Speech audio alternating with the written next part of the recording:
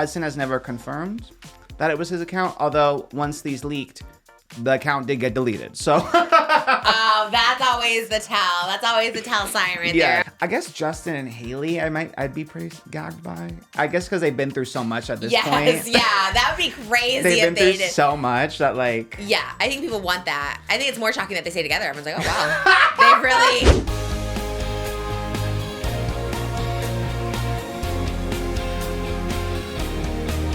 Her name is Trish. She's got the dish and all the gossip's filthy rich, pretty and pink, hot topic queen, and says what everybody thinks. She's just Trish.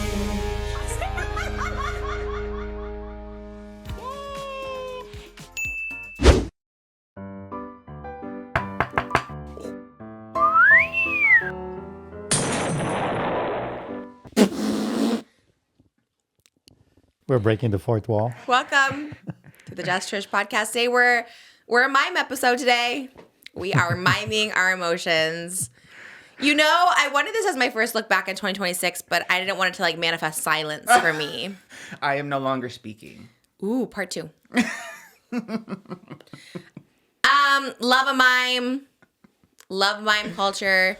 It's not offensive. We looked it up. I was like, let me make sure. Yeah, well, you know, we need to see where it's from, but no, it's just a show expression. It's a blank slate, as if you were to get a poster board. It's just a blank slate to show expressions in my eyes, in my eyebrows, in my mouth. Ooh. Inspired by Ethan Slater, actually, on the Wicked Red Carpet. Oh. I don't know if they showed it in my interview, but I talked about him. His next Broadway play is Marcel Marceau. Am I saying that right? The original mime.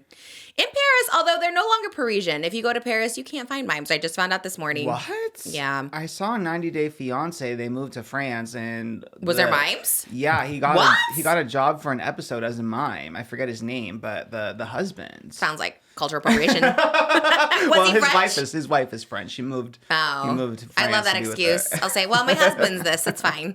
But you're also in a mime costume. Well, but I'm not in France. Okay. I'm doing it in the comfort of my own home. Okay. And more into our appreciation for Marcel Marceau. Okay. The original mime that Ethan Slater will be playing You're on Broadway. You're also giving a little bit of FNAF and a little bit of Harley Quinn. Oh, yeah. I'll take all of them. Yeah. Oh, was she a mime? She was a Harlequin. What's that? Like a Joker. Are Jokers related to mimes in history? I don't know. We should look up that history. I don't think so. I think clowns. Well, it's a combination of clown, because part of your makeup around the eyes. Clown. No, but the Joker, partially clown combined with a mime.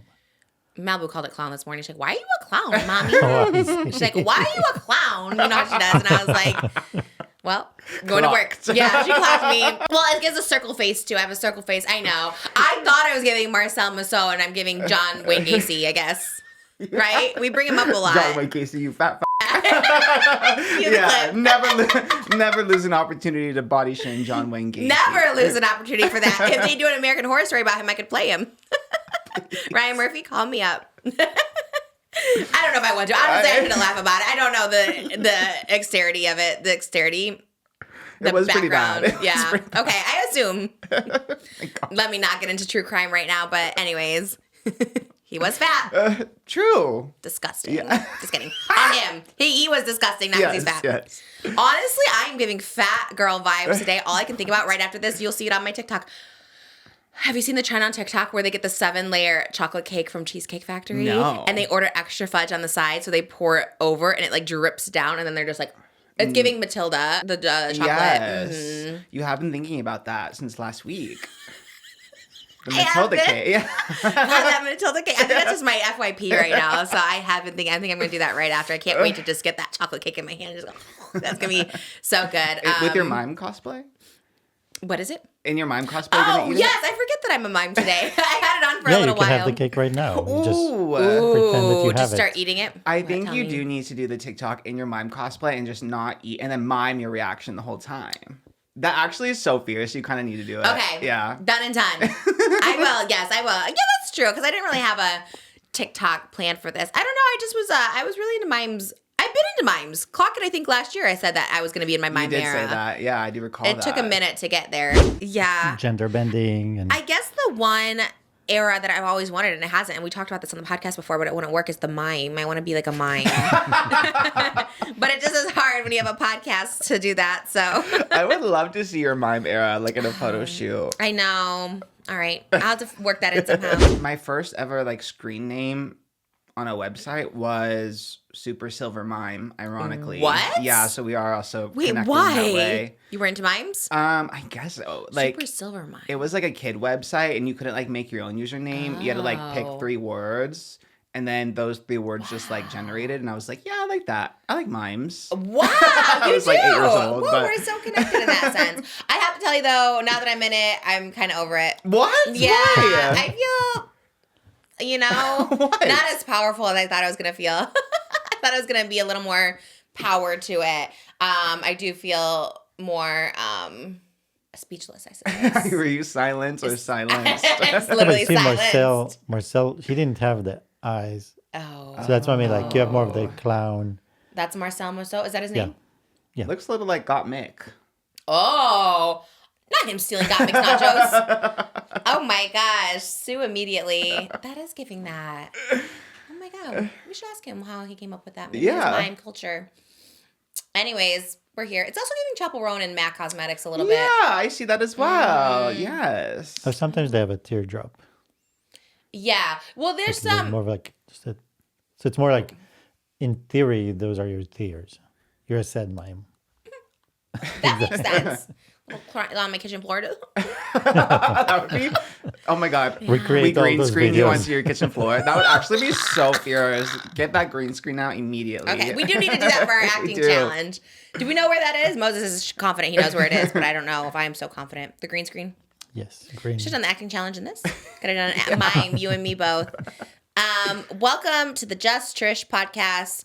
If you don't know, we have a Patreon, and I always forget to promote it, but we have headshots, although those headshots are done for this month. But next month, you're getting this headshot. I've been sending out headshots every month. They're great. But also, you get a bonus Patreon episode, or a bonus podcast episode, and you get a bonus if you're in our second tier. And we did vision boards. Your vision boards behind you. My vision boards here. Yay. Moses literally found them. They were like stacked up on a table, like in the back, and Moses like brought them out to resurrect them to showcase I them. feel like, when I see Malibu's art and I put it up on the wall, It's giving I that. was is like, giving oh that. wow, the kids made something. I I should was put so it proud up. of this. Yeah, me too. I sent a picture to Moses. I was like, wow, this is so fun, actually. We did vision boards over on our Patreon. We don't have to go over them now because that's why I have to go to Patreon. But our vision boards are legit. I'm excited for it. Yeah, it was also a little bit of a challenge. We had a YouTube challenge element because Trisha could only find a Time magazine, Memoriam, People magazine, and a National Geographic. So Oh, Mary. Mary was not Mary. It was the Virgin Mary. Virgin yes. Mary. So I it was a bit of know. a challenge, but we made it work, I think. It was a challenge. I should have gone to Barnes & Noble because we went to Barnes & Noble over the weekend and they have so They many have magazines. Every magazine in the world. Because I was like, oh, Moses, we should do one of these for our family. And then we went and they're like, oh, travel and luxury. And I was like, oh, this makes more sense. But I think we did pretty good. I think so too. Actually, yours is just, I guess I got a Taylor Swift magazine too. 'cause yours Well, is yes. literally just Oh, Taylor yeah. Swift. Which unintentional. I like didn't think about you. I really thought I saw like Life of a Showgirl and I was yeah. thinking that. And then I realized, oh. 'Cause I was trying to understand yours, and I was like, are you manifesting that they get married and adopt you? Oh, that's an interesting Like that, interpretation. like- Yeah, it's interpretive. The vision board. Yeah, you said it's not all literal. It's it's I not thought literal. the same thing. I was like, wow, you really want to meet Taylor this year? You're like, not literal. Well, check it out on patreon.com/justtrish. How was your weekend? I was busy. Yup. It was the Golden Globes yesterday. It was wild. I really cut to me last week. So optimistic, a zest for life, like the lush life giving me a rush. Like that was the vibe. And then cut to today, I feel a little bit bedraggled. I feel a little bit manic, Is that a but real word, bedraggle? I actually have no idea. I love it. It was giving Glinda. It was giving It Fanny. is, Yeah. yes. It's like, I love it. Okay. Bedraggled sounds great. Harry Potter. A little bit. Yeah. It was a long day yesterday, but it was a fun show, I think. I don't know. Did you watch the Golden Globes? We did. We watched the Golden Globes. Actually, before we get into the Golden Globes, I should say I'm nominated for an award. I forgot to talk about that. Oh, yes. Congratulations. Thank you. It's fan vote. It's a fan vote. Yes. At first, I was like, this is crazy. Why am I nominated? I still feel that way, but then I was like, a fan vote. And, you know, as I do, I go and look at all my fellow nominees, who, by the way, are all, like, very legit, very mainstream. I mean, I'm up against Draco Malfoy. It's Draco Malfoy. You know what I mean? Like, that's going to be complicated. Neo. Ashley Graham, like at Meg Donnelly. At the iHeart Awards for Best Broadway Debut. Oh, yes. iHeart Radio, or is it just iHeart I think it's just iHeart Awards. iHeart Awards. I am nominated. This is so crazy. For Best Broadway Debut or just Broadway Debut? I Broadway think Best debut. Broadway Debut. I think Best is implied. Well, you'll be number one. We should have, but that's what I'm saying. If it's not Best, if it's just Broadway Debut, I don't feel as guilty as if I win. See what you mean. Do you know what I mean? Favorite Broadway debut. That's what I'm saying. It's not specified if it's best. Okay? Because look, I realize my role was small but mighty on that stage, okay? But you know, if people are really excited for my Broadway debut, all those other people, we know they're talented. Draco Malfoy, we've seen you in all 7-1. You know, we know you can play Draco. Meg Donnelly, beautiful singer, beautiful. Like, she's professional. She's pro. Like, obviously, love. And she is playing the lead. She is playing the Moulin Rouge. But, you know, I feel like I am the underdog. I'm, like, happy to be here. So if you are someone who wants to vote, I don't know. I'm happy to be there. Honestly, you know what? I, like, never do red carpets because I'm like, oh, I don't belong there. But if I'm nominated, yeah. I feel like I belong, even if I don't win, which, you know, I'm realistic. But it's also myself, what you do for the Broadway community because, oh, you know, the theater was full every night and I was there every night. Well, and the majority of the people came to see you. Okay, great. How many people, everyone was so excited to see you. How many First people of all, were there the first time on Broadway because of you? But it's important that you can vote every day and then you get 50 votes a day. Some days it's double votes. 50 it's 100. votes a day. Wow. Yeah. Because you can choose to give somebody 10 and somebody else 50. So, of course, 50 all the way. And then you can vote every day. Some days are double votes. And yeah, you can. We're really campaigning hard for this. I changed my link in my TikTok. I'm the one campaigning. I'm campaigning too. You did change your link too. Both me and Moses changed our links. Me, I'll add it to my link tree. I'll throw you in there. You know, I was like, why not? Why not? Let's try. Again, we're not, I don't think it's specified best Broadway debut. I think it's just Broadway debut. Yeah, Who are you excited about? Yeah. And I think we're all excited for everyone in that category. I think we're all excited. It says favorite Broadway debut. It says favorite. Period. They know. They're like, let's make fair. Because I believe Cheryl Porter's nominated. I met her at the Wicked premiere, which is crazy. She's like a vocal coach on TikTok. She always goes viral for like training people really good. And she was in Anne Juliet. So it's like stiff competition, okay? But vote for me. It's March 26th. I think it's live. So I'm very excited to just go and like be a nominee and not just there. Maybe they'll ask you to perform. Do they have performances? Yeah. My one line. Hi, the deadly black tarantula. Daylight. That was mine. That was, we all sing our parts. That was mine. I'm glad it was, you know, it is a stiff competition. Because when I saw the category at first, I was like, I mean, how many people made their Broadway debut? But like literally so many people made a Broadway debut. This year too, it's like Bob the Drag Queen's going in Moulin Rouge. Whitney Levitt's going in Chicago. Like I feel like it is a crazy, so thankful to be there. Anyways. Golden Globes. First of all, where were they? Looked like the Met Gala. What was with the stairs? Yeah, so they're in the Beverly Hills Hilton, I believe. Yeah, the Hilton. They're always there. But yeah, they really reheated the Met Gala nachos and they made the stairs. It was so funny because it was also like really hot in there. Not that I was there, but like I had to edit like all the videos and like there was everyone was like filming all the celebrities and everyone walking through was like, oh my God, it's so hot. I'm so sweaty. So. Oh, really? Yeah, I think because it just like is a gigantic tent. So it just like insulates everything. Even though it wasn't that hot in LA. But. Wait, so I'm so confused because like it doesn't need stairs or it created stairs? They built the stairs because they wanted the Met Gala like feel. So it's stairs to nowhere. It's literally it's stairs up and then you take stairs back down. Yes, because you had to walk up for the photos and then walk back down to get to the press area. That's so funny, but they kind of ate. Honestly, the photos look good, especially because you have all the photographers behind you. Yes. So just giving like, I saw Hailey Bailey and Chris Olsen, our influencer representatives at every red carpet, which I do love that they always go honestly. Because we were telling to Moses, I was like, Because he said, didn't we get invited? We got invited to a Golden Globes dinner for podcasts. Yes. Did you get invited to that too? No, but I know you know what it is. About. What was? Should we have gone? A Spotify one. Oh. Yeah, the Spotify one. Should we have gone to? Because I was like, we should have gone, and I was like, I don't know. We weren't nominated. Yeah. That's how I thought. I was like, well, we weren't nominated. Maybe if we're nominated. But they did have a Nobu dinner last night. Yes. I saw. And the gift bags, I said, is this true? $1 million gift bags valued at $1 million? $1 million? I think it depends, like, if, like, for the nominees and stuff, but it does get really up there, because they also give you, like, trips, like, and stuff, too. But probably to, like, the ARIANAs, not to, like, a Moses and Trish. Yeah, I don't know. I'm sure you would get the giftings, suite area, but I think they would probably save, like, the trips for, like, a Timmy and Kylie. I remember they got a trip last year. That is crazy. Not to be that person, but, like, it's crazy. Damn, Kylie's a billionaire. You think she's a handout trip? She's not going to go to the all-inclusive resort, I think I'm going to use my jet to get there, not the flight ticket you got me. Yeah, that is funny they do that. What was I saying? Well, Amy Poehler won podcast. Since we're in the podcast which I world. love. But it is funny. I didn't know she only had it for 6 months. Yeah, it's been pretty short. But she gets, like, obviously she's Amy Poehler, so she can get, like, the best guests ever. No, for sure. Yeah. It was... do you think they just made it to get a Golden Globe because they, like, knew that they were coming? So, like, let's make this podcast. Because that's what it was giving, right? It was like, let's make a podcast and then... I don't know if they did it all for a Golden Globe. Really? Yeah, I don't know if that... But people on Reddit were not happy about it. Wait, why? Because she's new? Oh, because she's No, new. because it's like, okay, podcast of celebrity talking to other celebrities. That's not a new idea. Not interesting. She got it. I'm just saying what people are saying in the comments. They're like, I feel like everyone loves she her. got it because of how close she is to the people that vote and all that.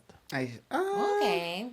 Weigh in. Obviously, I feel like, she has an advantage, but if she's so charismatic. I think my favorite episode was the one with Aubrey Plaza, because that was the first time Aubrey talked about her ex-husband passing away.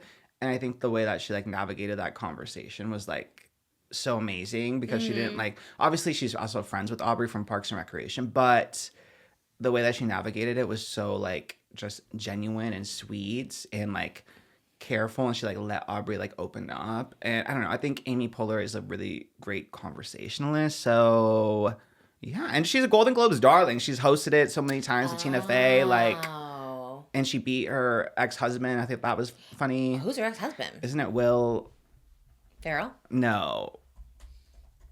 Isn't it Will Arnett? Yeah. Will Arnett. And he's the host of Pod Crush. No, it's not Pod Crush. He was also nominated. No. Will Arnett. What's his Will Arnett? God, what's his podcast called? Smartless. Thank you. Yes. Never heard of that. Thank myself. I don't know why I thank you. Go girl, give us nothing. Me out here trying to figure it out. Will Arnett. Okay. He was also on SNL, I believe, right? He's an actor. Oh, okay. You've never seen... Maybe seen. Yeah, you've definitely seen him. He's in comedies. You know mostly. him? Yeah, of course. What do you know him from? That comedy with the family. You know Will Arnett. You've seen him before. Oh, gosh, I haven't seen that face in a long time. Yeah. He was on Blades of Glory, maybe? Maybe they both were. Maybe. I think they were the competing couple against John Heder and Will Ferrell. That sounds right, yeah. Favorite shows. Well, he hasn't been around in a minute. 3 hosts on Smartless. It is Jason Bateman, Sean Hayes, and Will Arnett. Maybe I knew that somehow.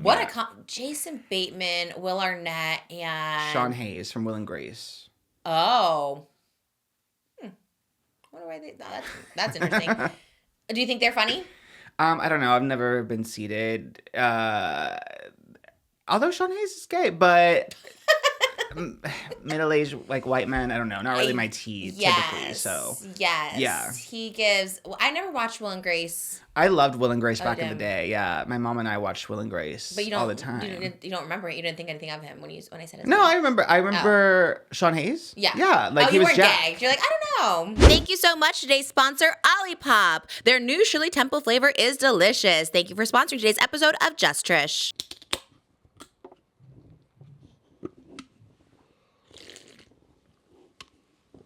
Woo! The new Olipop Shirley Temple flavor matches our scent, and it's delicious too. Perfect in time for Valentine's Day. 'Tis the season to be pink.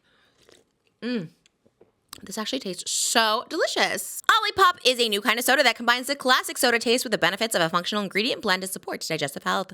Olipop is reimagining soda with high fiber and low sugar. We're all nostalgic for sodas. I love a soda, okay? Because heck, In life, you're just like, life can be boring. Let's spice it up. We don't want just water all the time. We want something tasty. But sometimes those tasty little soda drinks that we get in stores can be up to 45, 50 grams of sugar per can. With Olipop, 2 to 5 grams of sugar, you can't beat it. And it tastes delicious. Life's too short to just drink water all the time. Get a little flavor. Get a little something extra. Without all the sugar. Olipop has just launched their new limited edition flavor, Shirley Temple. It's Olipop's take on the Shirley Temple, like the classic you remember, but brighter, bolder, and made with real ingredients that you can actually feel good about. The original mocktail. Olipop's releasing Shirley Temple just in time for dry January. It's the original mocktail that made not drinking fun. It's a flavor everyone can feel good about, supports digestive health with real ingredients and less sugar. So ditch those traditional sodas and try a new kind with Olipop. I love all their flavors, but truly the Shirley Temple is so delicious. It's the perfect thing to have at lunch, at dinner, and it's just fun for everyone. The whole family can get involved with Olipop. So get a free can of Olipop today. You can buy any 2 cans of Olipop in store and we'll pay you back for one. It works on any flavor at any retailer. Go to drinkolipop.com/Trish for more information. That's olipop.com/TRISH. Olipop is sold online at drinkolipop.com and Amazon and available in the soda aisle and with the chilled beverages at thousands of retailers nationwide, including Walmart and Target. Check out Olipop today. It's delicious. It's great for digestive health. It supports everything we want. Dry January. Let's do it. Olipop has you covered. Try their new flavor, Shirley Temple. It's delicious. You're not going to regret it. Thank you so much to Olipop for sponsoring today's episode of Just Trish. Well, 1 out of 3 being, gay. And middle. Is he funny though? In Will and Grace, he was funny. It was like Jack, like that. He was Jack, and he was gay, and he was kind of like Kurt Hummel. He's like older Kurt Hummel. Right, I remember that. Like when Cher came on, I saw an episode where he's like, Cher. Yes. Okay. But anyway, they lost the podcast. Sorry. Oh, yeah, all that. But Sorry, yeah, all that to say. Yeah, I like Amy Poehler, so I don't know which Reddit you're on, but I like Amy Poehler. I'm sure our Reddit page loves Amy Poehler. I like her. Yeah, I like her conversations. I did like Nikki Glaser. She's so funny. The opening monologue. I love the opening monologue, and I also love the opening to the podcast where she was the AMC. Yes. And she's like, we go to podcast for good conversation. It cuts to Amy Poehler being like, I had dinner at 6 o'clock. I had 5:45. Yeah. No. I was like, that's kind of everything, though. That is how podcasts are. You just talk about, I think it was the boy podcast, the Smart List or whatever it was called, where they were like, oh, I love chocolate chip cookies. He's like, I like a chocolate chip cookie, too. Yeah, it's like the dumbest conversations as we know. But I don't know, it's fun. I love it. Fun, I do love this era of YouTube, of just podcasts. Like, I do love. Yeah. It's fun to record. They're fun to listen to. I love listening to podcasts. Me too. Yeah. I think probably for celebrities, they're like, damn, we're getting replaced by these dummies over here, but We'll do it too. Yeah. Well, yeah, I guess they probably make money. Yeah. I mean, it's the way to go, honestly. The other thing that I loved was, even though ARIANA, she lost the Golden Globe, everyone turned so quick the second she stepped out with a little bit of a bronzer and brunette hair again. Everyone like flipped their tune. About what? About liking her? She looks so healthy again. Oh, like this is the ARIANA I knew. I'm so glad she's back. Yes, she's switching the positions for you. I'm like, girl, she just dyed her hair. Like I love that. That's so funny. It makes me so sad though, because everyone was so mean to her when she was blonde, saying she's so sickly, she's so frail. Oh, interesting. She looks the same, but her hair is dark again. Everyone flips. Gave her a little bronzer. Yeah. Well, yeah. I didn't see the discourse, but literally on the ET TikTok, the top comment was, does anyone else think ARIANA looks so healthy again? I'm like, girl. So they're saying she's fat now? Right, which could actually trigger, I guess, to that note, is like people don't love hearing you look healthy because people will imply that it's like gaining weight or something. And she looks the same just with dark hair. And also she was trying to go brunette for a long time, since like the Wicked for Good like press tour. She said her hair just like would not hold the pigment of dyeing it back to brown. So that's why it went through so many phases of like from blonde to like a little bit darker blonde to like light brunette, because her hair was just not holding the pigment. So she's been trying to get here, y'all. Yeah. Like, come on. Oh god, people then need to leave her alone because it's like you just can't win. And then you look healthier is like just such a crazy I know. That is a crazy term. Okay, so I felt for her, and even though it makes me sad because Wicked for Good it's done. I think the awards campaign it's kind of over. Wait, really? I do. For I Oscars think too? I mean, the nominations for sure will come, but I think the wins are done because ARIANA I think was the best chance, but she lost Critics' Choice and she lost the Golden Globe. To two different actresses, right? Two different actresses, It was Weapons and Teyana Taylor last night. Yeah. Amy Madigan won the Critics' Choice Awards for On Gladys and Weapons, and Teyana Taylor won for One Battle After Another for Golden Globes. So what is that movie about? It's with Leonardo, right? Yes. What's it about? It's like a little political. I don't know. I know it's long. I didn't watch it. That's why I can't really get too like into the awards discourse, because really I've only seen maybe 3 or 4 of the films that are like in contention. Yeah. Sinners, Wicked for Good, Marty Supreme, K-pop Demon Hunters. So I love that K-pop Demon Hunters. Weapons. Yeah, that's kind of all I've seen. Yeah. She had a good one. I love EJAE from HUNTRIX, because we talked about this before, but like she was in the like K-pop like academies, and she was a trainee to become an idol for so long. And I guess she was really close to debuting with one group called aespa, and she didn't end up making it. And it wasn't like specifically because of her age, but like she was, I think was 29, and then everyone was around like 23 was like the oldest that actually debuted.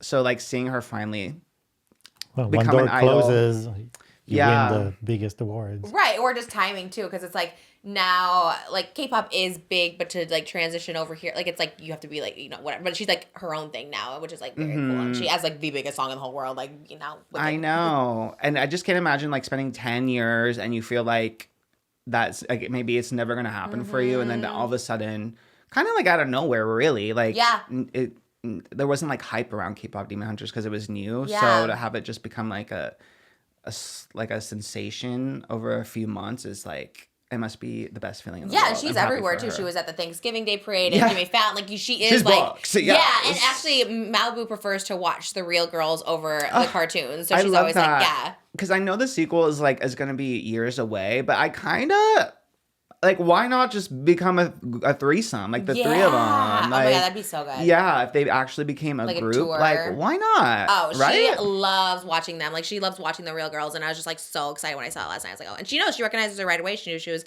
from K-pop Demon Hunters. That's so cute. Yeah, she doesn't know the names yet. She just knows purple hair. She knows Ruby? Yesterday she came and asked me, he's like, what's her name? And I was like, let's look it up, because they know. That's so cute. And I was like, it's Ruby. Can you say it? And she was like, then she went and told everyone, like.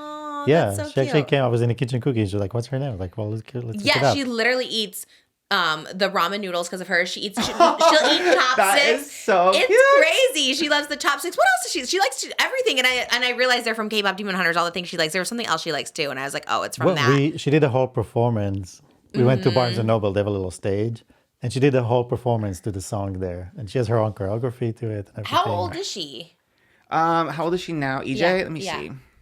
And who runs entertainment tonight? Like she's 34 now. Oh. The captions, because they were like, EJAE is going up, up, up to receive the award. On ET? Yes. Is that you? No, it was not me. Where did you see it? Like, where's the caption?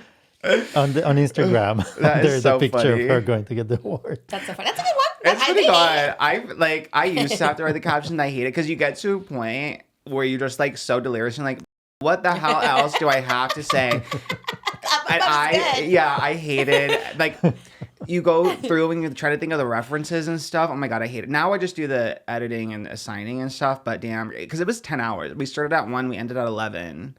You started at 1 p.m., ended at 11 p.m. Yeah. Yes. So it was long. Because you had to cover carpet and stuff? Yeah, the carpet opens up like at 1. And Golden Globes is probably the most intense one because it's film and TV.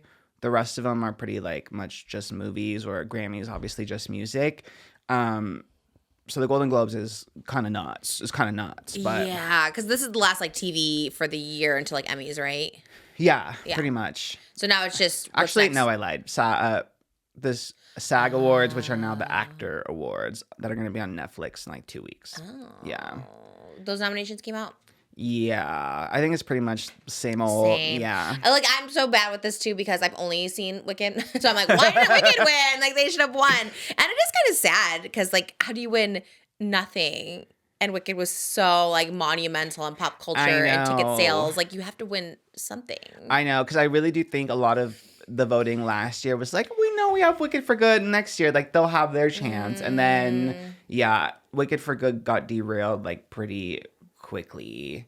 Yeah, it is kind of sad. But like, at least Cynthia and Ariana, like, you know, they're gonna have like another iconic performance. Like, I know Ariana and Cynthia are gonna get their Oscar. Doesn't Cynthia have one already or no? I don't think she had an Oscar. Is she only missing the O from her EGOT? It is something like that. Yeah. Yeah, I think she just needs an Oscar. Because she's been nominated before, I think. Yeah. Oh, man. But they definitely have another performance in them. Yeah. Is the Dracula thing she's doing, is that movie or is that just is that TV? The one I think it's on a stage performance. It's like a one-woman show. And she's playing all the parts? Yes. Very Kodak. I love that. But 23 parts on stage is crazy. Yeah, it's a one-woman show that Cynthia Erivo's doing. Wow. That's why she couldn't go to the Golden Globes, because she was working on her one-woman show. But period. Yeah. Yeah, Ariana probably will play like Audrey Hepburn and win. Yeah, she definitely has something up her sleeve for sure. But Father-in-law, maybe. Yeah, maybe comedy. Why not? Throw it in there. Yeah. You never know. You never know. She's so talented though, so it's kind of inevitable. And now it's funny like seeing her like at these shows, because like she is the people's princess, everyone loves her. Also Kylie Jenner, the people's princess as well. It's so funny seeing like for ET, like we have this folder of like everyone who's inside, like just sending us videos, and like every video was someone just standing at the Kylie and Timothée table, the Mario Supreme table, and just like recording Timothée and Kylie. I have so many like videos, and it's crazy. Like I have every angle of Kylie and Timothée just like sitting together, keying, talking, and everyone comes up. Who's recording? Who's sending you one of the like we have producers in there. Oh, I see. And they're just like during commercial break, they just get up and just it must suck to be a celebrity, because like literally you're just sitting there trying to talk, and like you have 10 people just like literally standing there like shamelessly recording you. I think we would be horrible in those situations if we were that famous, because like people read your lips now. Yes, the TikTok lip readers saying shady stuff to each other, and I'm like, we can't talk about it in public. Even like when we look at phones, I'm like, put your phone down, because people just, now that I know, Nick Viall and Natalie Joy are gonna look over your shoulder and read what you're doing. So I'm like, put the phone so down. Funny. One of the angles was Kylie like editing or looking at photos on her phone, and my nose.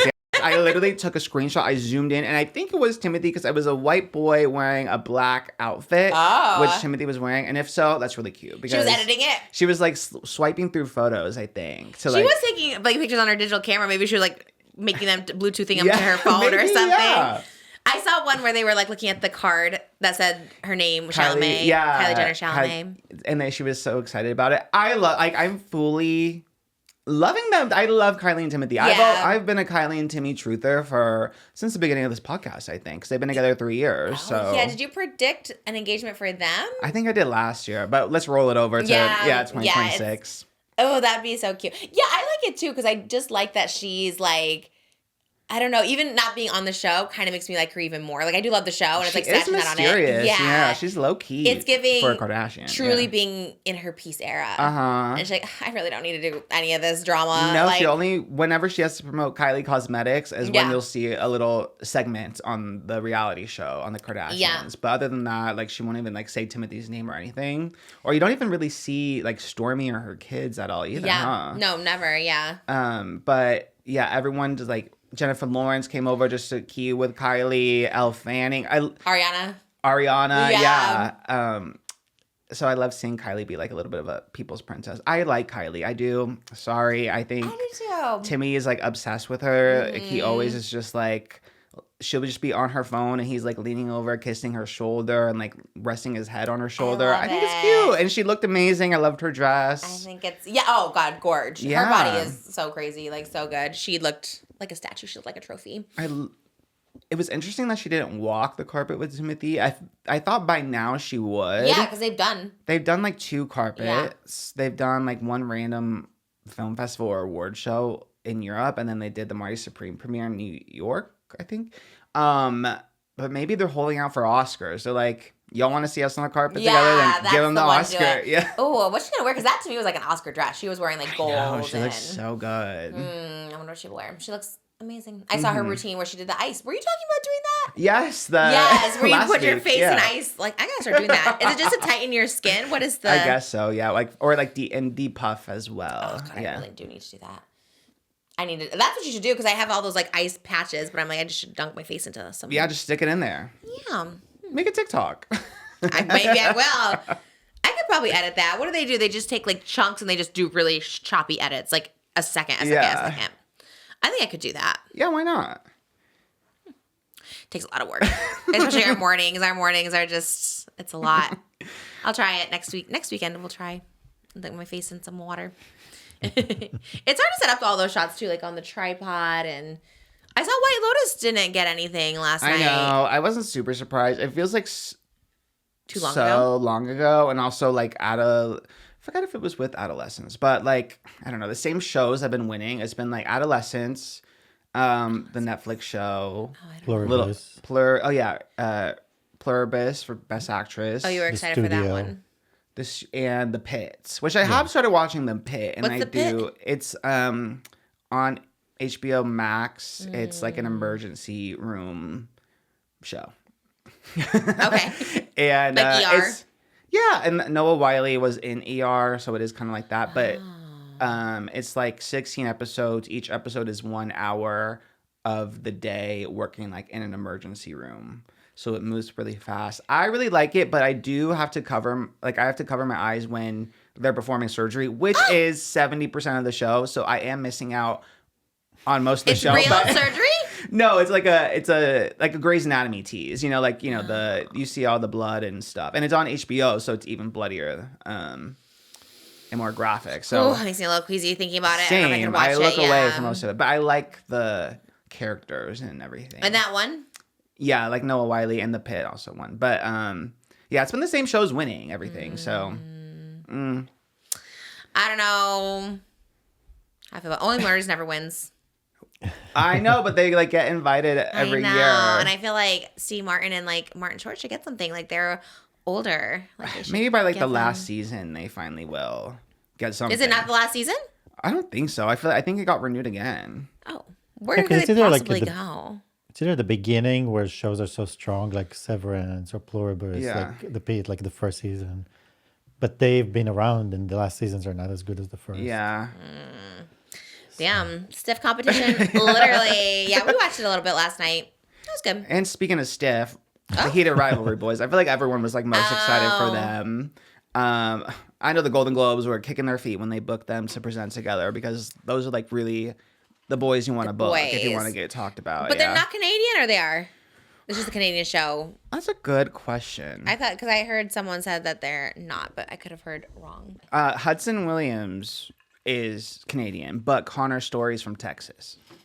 Oh. But has a really good Russian accent. So. Right.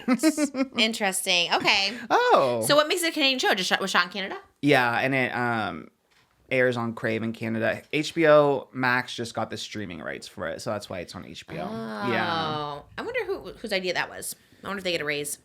I don't know. To get the streaming rights to it, yeah. Because like, who was like watching something in Canada and be like, oh, we should buy this? I think they got the rights like simultaneously because it is based off a book book series that's like pretty popular. Okay. Yeah. You read it? You read the book? No, I haven't read the books. I kind of want to though, but I got to start with Twilight first. Like, let me not get too ahead of myself. I need to reread Twilight before I go and buy like all 8, or I think there's 6. But you haven't read Heated Rivalry? No.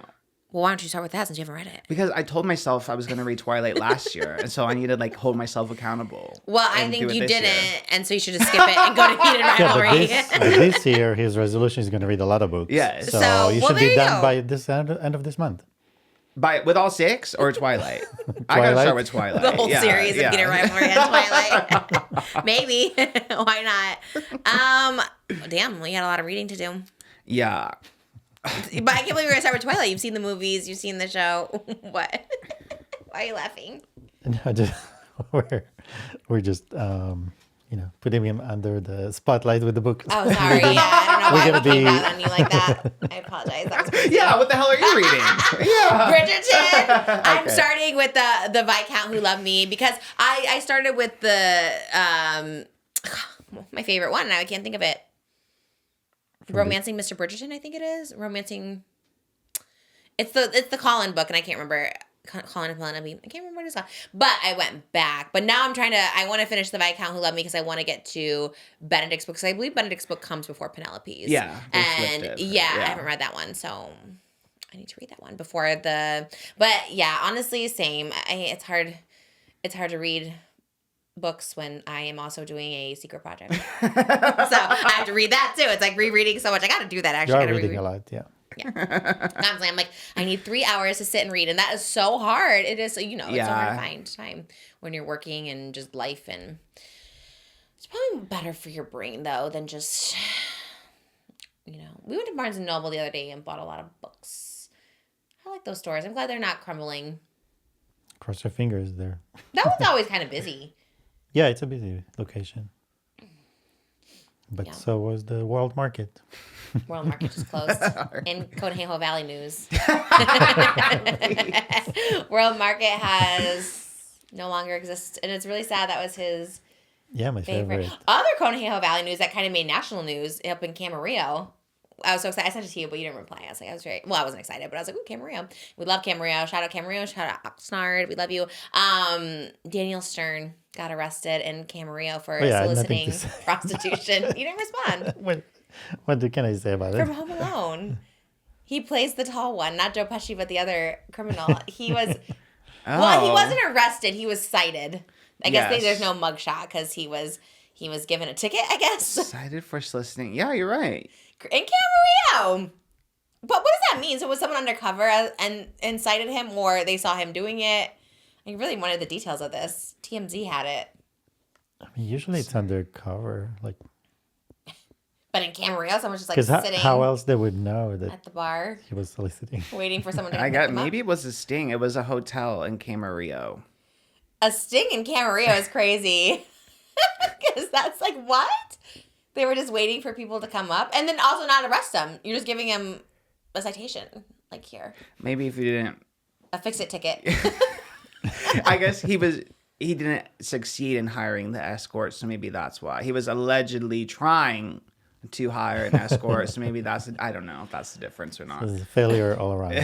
Oh, you have to give like a payment to make it successful? Or stick it in maybe to make it successful. Really? I don't know. But if you're an undercover cop, you're becoming a prostitute. You have to go all the way? I mean, that's crazy. He's also like a celebrity. Trish at like 19 years old. Well, that's why it made the news. But they do whatever this sting operation is. They do it regularly. But for what reason? Most people to catch people. I mean, they want to deter people from. I mean, isn't there a little more like important things to be stinging people on than that? Well, there you go. When you run for Congress, make it legalized. That was my first thought. Was like, I get like the predators, like child predator. Okay, of course, yeah. Like they should probably do that or something. And there's like so many other things, but even solicitation, like I said, seen a debate on this too. Is like. They said it's not legal because they can't tax it, and that's the only reason it's not legal. Because, like, in theory, it should be. You can go to a strip club and put dollar bills and people and stuff like that. You know what I mean? It's just like, in theory, it should be legal. But I guess they can't tax it, so they don't let them. So in Nevada, it's legal. Here. Oh. Yeah. Because it's like, at the end of the day, like someone said, I was reading comments on it, it's like, they're consenting adults. And honestly, like. They should just. Hot take, maybe girls should get paid. Right, text the guy. Text him instead of her. But I think like the state can't tax it. Like it's cash, so they can't tax it. They don't tax the person that's selling the work. Tax the person paying for it. Oh, well, I guess if you took like what are those little things, those little card readers that you have? Square Pay. If you had a little Square Pay or something like that. A QR code on your. Yeah, I don't know. Girls, you should. It's like when you buy a girl a present, I'd rather take cash. Don't show me that you're appreciative of me with a necklace. Just give me $10,000. I don't think there's anything wrong with it, right? People, I've had sex for dinner for Benihana. Like, oh, you took me to Benihana? Okay. And that wasn't the arrangement, but that's kind of the arrangement without saying it, right? It's like, oh, you want to go to dinner? All right, Benihana. All right, let's go. You know what I mean? That's like a thank you. Because why else do men pay for dinner? To eat the food? No, because guys always complain like, all right, we're not going home after. You pay for half of it. I always see that on TikTok. They always like make the person pay if they realize they're not going to get some. By the way, you do not have to put out if someone pays for dinner for you. I always thought that as a young guy. I was like, oh, I guess I have to. They did pay. You don't have to. And it's not a scam if you don't. They should pay for at least 30 dinners before you have sex with them. That's what I also think. Morally speaking, I think that. Okay. I wish I would have told myself that. I wish I would have younger self would have known that. 30 dinners and 2 holidays, a birthday and a Christmas. I mean, give you gifts before they put out. But he was arrested before, I think, up in Camarillo for something else. Yeah. So maybe they just have a department dedicated to him.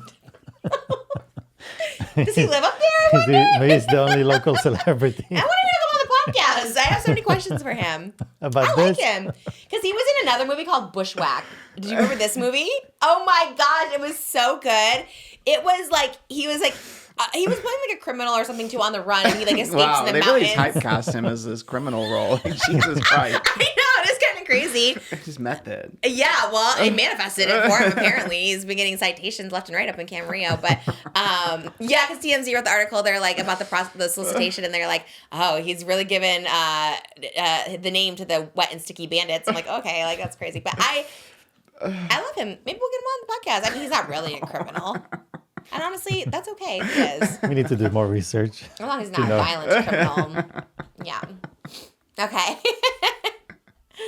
Love that. There's one movie from the Golden Globes that I kept hearing about, so I did some research about it. So it looks like an interesting movie. The One Battle After Another. The movie. Oh. It won. What do you think about it? What is that one? No one knows. You know it? I never heard of it. What? That's that's what Tiana Taylor won for. It was the most. Yeah. Okay, you do know it. Well, why did you were paused? Because you asked me, do you know what One Battle After? You said like maybe 15 minutes ago. Have you seen One Battle After Another? And Moses missed it. No, but I missed it just now. But you're acting like you've never heard the movie before. No, I didn't. But you asked me if I've seen it. I think I asked Maybe it was Tiana Taylor was in, what movie she was in. Yeah. I was like, I definitely wait. would not know the name of the movie. I knew it was like Leonardo DiCaprio and her, and that's Sean all I know. Penn and, Sean Penn? Yeah. And a few more. Which he was smoking inside. Yeah, in he the was award smoking show. a cigarette. He was sitting inside the award show smoking cigarettes. I don't like it. Me either. I'm like, come on, time and place. Yeah, nobody wants that poison around them. I know. Why would you do that? I hate that. Also, just shows like a selfish person. Like That is his character. He's very much like, I'm bigger than everyone. I swear you always tell me a new person you met. Where'd you meet him? Many times. Where? He's always in the same group with like Brad Pitt and Clooney or so. He's always around when they're around. I've saw him a few times. I didn't know you were different in like. No, when I'm with Brad Pitt, like of course he's gonna be there. Yeah, he's always around. But I think he's one of those actors where their roles of the movies have kind of like he thinks he lives them in real life. Oh my god. Method actor. Or make believe actor. Not. We actually did go to one of Moses's fancy friends' party on Friday night. I won't disclose who, but we did go out of the house. Does it rhyme with Schmad Schmidt?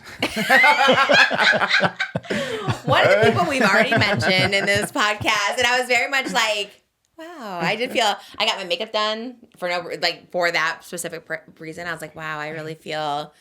We really were in the mix. We were like, just in the mix of. I gotta tell you, she was the star. Everyone were excited about her the most. Being there. Oh, wow. Amal Clooney came up to you and was like, girl, I am a huge fan.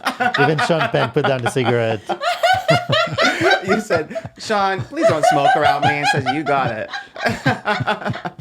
Moses did tell me the next day, he's like, oh, I did get some text that's like, wow, they came. I'm like, I don't think they were that excited to see us, but I love the idea of it. Maybe some people have kids, like if they have adult children that are like 18, 19, then they're like, oh, my kids love you. Does it rhyme with Schmenish Schmaltro?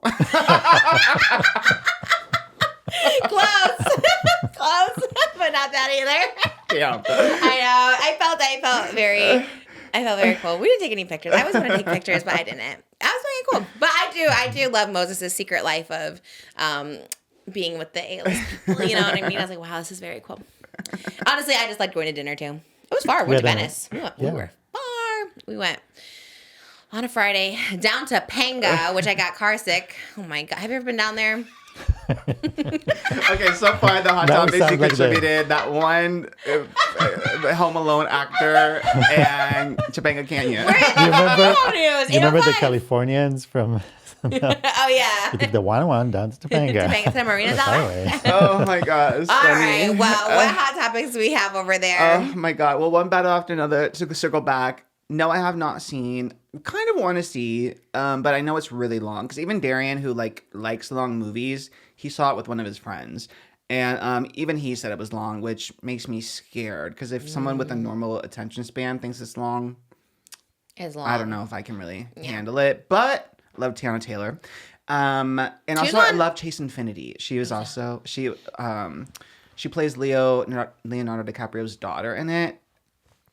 Love her, stan her, despite not seeing anything she's in, but I just think she's really pretty and sweet and funny. She did all the TikTok promotion for it because she's young. She's like in her 20s. So they were like, girl, can you make Leo do the TikTok? So she's like, yeah. So he did them? He did them with her, yeah. She was put in charge of doing the TikToks, and she was running it like the Navy. She had that man sit there and do the little TikTok sounds. What was he doing? Trends. Like trends? Yeah. Oh, I love. Oh God, it makes me like love Leonardo DiCaprio. It's like so crazy. Like even last night, the way he was like smiling and taking the jokes and stuff, and I was like, oh, I love him. Like, even though he's, like, disgusting and gross. Yeah. Like, okay, like, stop dating 25-year-olds. But at the same time, then I'm like, oh, you loved pasta as a 15-year-old. Like, that's so cute. You know what I mean? Like, in the way he was taking the jokes. Like, oh, you know.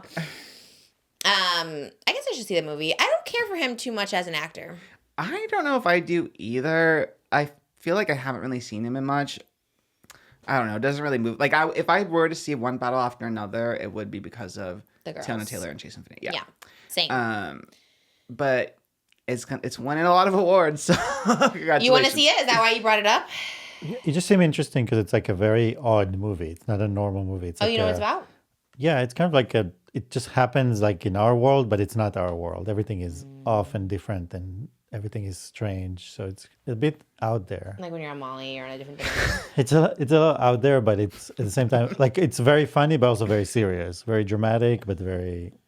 But we don't know what it's about. Like we don't know the story. I guess look up like I mean, Leonardo DiCaprio is a father trying to find a daughter, but there's also the world they're in. There's something that has to do with like immigration and ICE, you know. So it has that layer in it, but it's embedded kind of deeper in because it's not exactly our world, but it does reflect on our world. Yeah. So I think that's part of why a lot of people. Okay, I like art that can reflect interested in the movie, current climate, and a lot of good actors and a lot of odd. Like the characters are odd, you know what I mean? So sometimes it catches you. It's interesting to watch somebody that's not acting like a normal human being, you know. So like Sean Penn, for example, like the way he walks and talks and everything about it is odd. Okay, maybe I'll watch it. I knew Teyana Taylor had it in her when she was on my Super Sweet 16. That's Remember that episode? No, from that when I saw it, I was like, Queen. Yeah. Love that. Yeah. Love that show. That was the... I remember it. I remember she... Do you? Yeah, I remember watching it. She like performed at her own 16th party, and I was like, that's fierce. Iconic. That's a diva. I love that. Oh my God, that's funny. Yeah, I was seeing clips of it, and I was like, this is everything. I love my Super Sweet. I was seated for pretty much any MTV reality show. I was seated, but I have a very like vivid memory of watching her on my Super Sweet 16. That's so funny because there were so many. I know. I remember my first Wicked premiere dress was inspired by one of the Super Sweet 16 girls. It was the one where it was like open. Hers was red, and it was like all the way open, and it had all the crystals down. I forgot her name, but she was such a diva. I loved all of them. Was it Sophie? Sounds maybe right. Originally, it was like open chest, and then she got one that was closed because she was only 16, and the mom's like, okay, yeah. She went to Paris to get it. She was like one of those, yeah. I think, wait. I knew her name because I was looking at pictures of it for reference, but. And I think she married Henry Cavill. I think the girl you're talking about. Wait, is she the one that went, Mom, Dior is like closed? Yes. Yes. I think I know Henry Cavill married someone who was on my Super Sweet 16, and I think it was her. Oh, she was. Anyway. Where are they now? Super Sweet 16. I need to know. I loved all of them. I really did love all of them. Like all their, there was one. I think she also was the one that got like the Range Rover. Yeah. Like, oh God, they were so cool. Those girls were they were everything. Did you ever get one? A Sweet 16? Yeah. No. I did go to the aquarium for my 16th birthday with my friend Rebecca. Long Beach. Is it worth it? I want to take the kids. Yeah, I love the aquarium. It's fun. Yeah, Malibu loves fish. She loves fish. She would have fun. We will go down there. That was your 16th birthday? Yeah. Mine was, I got to see Kill Bill Volume 2. Oh, that's fun. I got I love Queen. movie trip. Yeah. I was watching something and like, you were out of touch. Oh, it's a couples podcast. I can't remember. I can't remember their names. They just had a baby. Anyways, she said something like when they would go to Blockbusters as kids, she would always get like 3 movies and some snacks. And he's like, you guys got 3 movies? Like, we only got 1 movie. And everyone in the comments was just like, no, yeah, she's out of touch because she got 3 movies and snacks. But then I was kind of on his side because I was like, wait, we were like lucky to get like 1 movie. Wait, the comment said she was out of touch or he was out of touch? She thought it was weird that he only got 1. She goes, no, you'd always get like a few movies and a couple snacks. Like, we never got snacks. We only could get 1. Not like out of touch, more of like, no, that's not the norm. Basically, they were like debating what the normal was. Because she didn't think she was bougie for getting 3 movies and snacks, but he's kind of like, no, that wasn't. All the comments were like, no, that's bougie because we only got like 1. Or some people were like, we didn't even go to the Blockbuster, you know? Yeah, I guess it's really... It's hard as that is so like you wouldn't know it's a privilege when you're young. You know what I mean? You would just think that's the norm. I feel like we got to stop thinking so hard about things. About the kids. But I guess it's like kids going on like a private jet or something like that. You know what I mean? It's just like... I don't think we can equate a private jet with getting a pack of M&Ms and, you know, renting 3 films at the Blockbuster. Yeah, I don't know. I go back and forth with it because like this morning Malibu was getting like glitter on her eyes and lipstick, and I'm always very much like, okay, you do realize this is very special. Yeah. Like, this is not, you know what I mean? So I don't know. I know what you're saying. Right. Because as kids, you just don't know. Like, Mal might think like everyone gets their makeup done in the morning, but I'm just like, yeah, I don't know. I think there's levels for sure. Yeah. There's definitely like levels. I think going back and retroactively being like, oh, you were so like, right. I don't know. Yeah. I guess I always thought everyone rented movies, and then I saw the comments. I was like, oh, I didn't even get to rent movies as a kid. So you're right. There's levels. Some people get 1, some people get 3, and some people get none. I think if you were like buying every movie or something, then and you would just thought that was a normal thing. I don't know. I think just renting a couple movies and not knowing it's a privilege, I think it's okay. Like, you don't have to be hard on yourself, you know? Or other people hard on her. Yeah. We've never rented any movie. You never had a Blockbuster growing up? No, we didn't. You never rented movies? Was there movie rental places? Wasn't that somebody at some point gave, I think my dad, like a box of VHS tapes that they just had, and it was like all kind of old movies, and that's all we had, and we could like rewatch them over and over again. But, okay, that's my dad too. We had a Sound of Music and Mary Poppins, so we just watched those movies 5,000 times. But yeah, the only thing we watch is whatever was on TV at the moment. There was like 2 or 3 channels. You never rented a movie? Mm-mm. What was the first movie you saw? You remember you told me the other day because we took Malibu to go see Zootopia 2. Big. What was your first movie? Big with Tom Hanks. Big. Oh. Mine was Pulp Fiction. What was yours? God, like movie theater? Yeah. I was 6. I honestly don't remember my first movie theater. Yeah. Like the earliest... Well, I was afraid of movie theaters for a really long time, I guess. I know the one movie I saw to get over... Or the first movie I saw after I started going to therapy to get over agoraphobia was Monsters, Inc. Okay. Yeah. And how did you feel about it? Loved it. I remember I went with like my Boo doll. I had a doll of Boo. Before you even saw the movie? Yeah. Like I already knew I was seated for it. Oh, you're like this diva. I was like, yes. I was like, love this girl's nightgown. I love her pigtails. I love her little voice. Like, how old were you? She's everything. God, I think I was in 2nd grade. Okay, so you were little. Yeah. Oh, that's cute. You got a little doll? Yeah, and then I remember I took her in to go see it. I think it's like, because I was really anxious about going to the theater. Were you by yourself or your parents? I don't know. You probably went like 9. We said you were anxious, so I was like, did they just drop you off? They were just like, okay, have fun at the movies. My parents used to do. My mom used to drop me off. When you were like 7? Yeah, really? Maybe like 8. Okay. I think whatever the first Harry Potter movie. Maybe I was older. When was the first Harry Potter movie? Maybe I was like 10. That was like 2001, I think. Okay, I guess I was 13. That was the first one I remember. Big difference. I guess so. Yeah. Was it 2001? I think so. Yeah. You might be right. Okay. Oh, that is so funny. But you went with them. Yeah, they went with me to see it. And I didn't see X2 X-Men United in theaters. That came out also in 2000, I think. But I remember going to Baskin Robbins and getting the X-Men banana split. And like in my mind, I feel like I went to theaters to see it. Oh, okay. Anyway. But you saw the... I think I just ate the blue banana split. It was like a special blue ice cream banana split. And you're like, I saw the movie. I get that. Like certain things you can't remember if you... Did you know that Billy Crystal, I just saw this on TikTok, was the voice of... Mike Wazowski? Yes. And before that, he was offered the role of Woody or Buzz in Toy Story. And he turned it down. Yeah, and he's like, his agent's like, not a good idea. Damn. And then it became huge. He's like, oh. That's like Jack Black passing on the villain in The Incredibles. Oh. Yeah, he said that's the film he regrets passing on. Why did he pass, I wonder? I think he said he didn't want to play like the fat villain, voice the fat villain in that. And he's like, damn, I kind of regret that. He was like a little chubby, not like huge, but. Oh, what a weird thing that he wouldn't want to do. I know. Interesting. Because if someone gave me like a fat character, I would be like, can't play fat. Like, that's crazy. Maybe back then he wanted to break out of the box. That was like, what, 2004? Before Kung Fu Panda, then. Yeah. Animations are so tough. You never know which one is going to become a hit.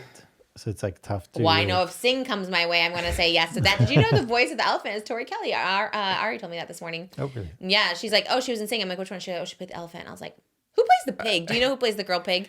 Isn't it Reese Witherspoon? She sings Shake It Off? I think so. She sounds so good. She sounds like, wait, Reese Witherspoon?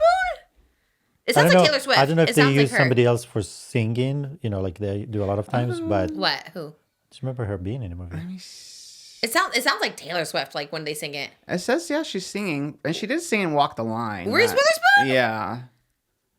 Oh my God, she sounds just like Taylor Swift. I stay out too late. That's what people say. Mm-mm. We watched that so many times, that Sing, or I guess we're just seeing clips of it. I don't know if we're watching the whole movie. We just see them singing all the time. We watch all the songs from the movie. Those pigs sing Shake It Off, like in the store. They sing it on the stage. Like, how many times do they sing that song in that movie? They sing it so many times. And every time the pig comes on, they go like, Mommy. I was like, okay. But she's kind of fierce when she turns into her like black outfit and stuff like that. I was like, that's crazy. At least it's not the elephant, I suppose. I guess the pig is a little oh my God. cuter. I love Sing. I love it. Good transition, I guess, question mark. But movie reviews. Hudson Williams from Heated Rivalry, his Letterboxd got leaked. And this has been a whole controversy the past week because his reviews were very detailed. And wait, I don't understand. This is a public thing, the Letterboxd? Okay, so his Letterboxd is like a public site. Like, I don't think there's no private accounts or anything, but obviously you don't have to put your government name or anything. His was actually like anonymous-ish. Fans ended up finding his, I guess I'll say rumored girlfriends, but alleged girlfriends, Letterboxd account, and then from finding her account, compared like the account names. The parasocial thing with Heated Rivalry is insane, but they found Hudson's like account. Hudson has never confirmed that it was his account, although once these leaked, the account did get deleted. So oh, that's always the tell. That's always the tell sign right there. Okay. So his reviews were very blunt, and he had a lot of critical things to say about a lot of people. Rachel Zegler, Pedro Pascal, Timothée Chalamet, Angelina Jolie. It was tough. Well, honest, some may say. Yeah, and also like was anonymous pretty much. Like, it's not like he was putting his face to it. And was it like giving critiques, or was it like she's ugly? It wasn't. Okay, I'll read some quotes from it because it's a little bit in between. So for a review on The Ballad of Songbirds and Snakes, the Hunger Games movie with Rachel Zegler, he said, most of the acting was really good and Tom Blythe was fantastic, but Rachel Zegler was probably the least embodied performance I've seen in the last 5 years or so, if I'm being brutally honest. I was wondering if I was being harsh, and the first thing my mom said was, they just have cast her for the singing. Hey, she was bad. She was just struggled to sell the idea of being someone born in the districts, how they walk and talk, and overall just felt like a musical theater kid trying way too hard. Oh my God. So that was his review. Also, he was incorrect because Lucy Gray is not like from the district. She's she's the traveling band. She's the cubby. Yeah, so she's literally the theater kid that's coming through town. Yes. So he was just like incorrect there. Yes. I think he was just misinformed of her background of the character. And he was also saying like he got the books confused too. He thought there was a fourth he thought there was four like of the original books. Like there was a Mockingjay Part 1 book and a Mockingjay Part 2 book. So I think he's just not caught up on the Hunger Games. Yeah, he was confused on the arc. And then when it came to Pedro Pascal, he reviewed The Materialist and he said, love you, Pedro, but you're just not a great actor. This performance was so wooden, it made Dakota Johnson seem like the charismatic one. I know they're not meant to be in love, the in love ones, but my guy, have a single likable personality trait for F's sake. Terrible understanding of your function in the script. rough because Pedro like has shown Heated Rivalry a lot of love. He's been commenting on everything of Heated Rivalry on Instagram, like supporting it. And then he also gave a bad review of Nope, the Jordan Peele movie.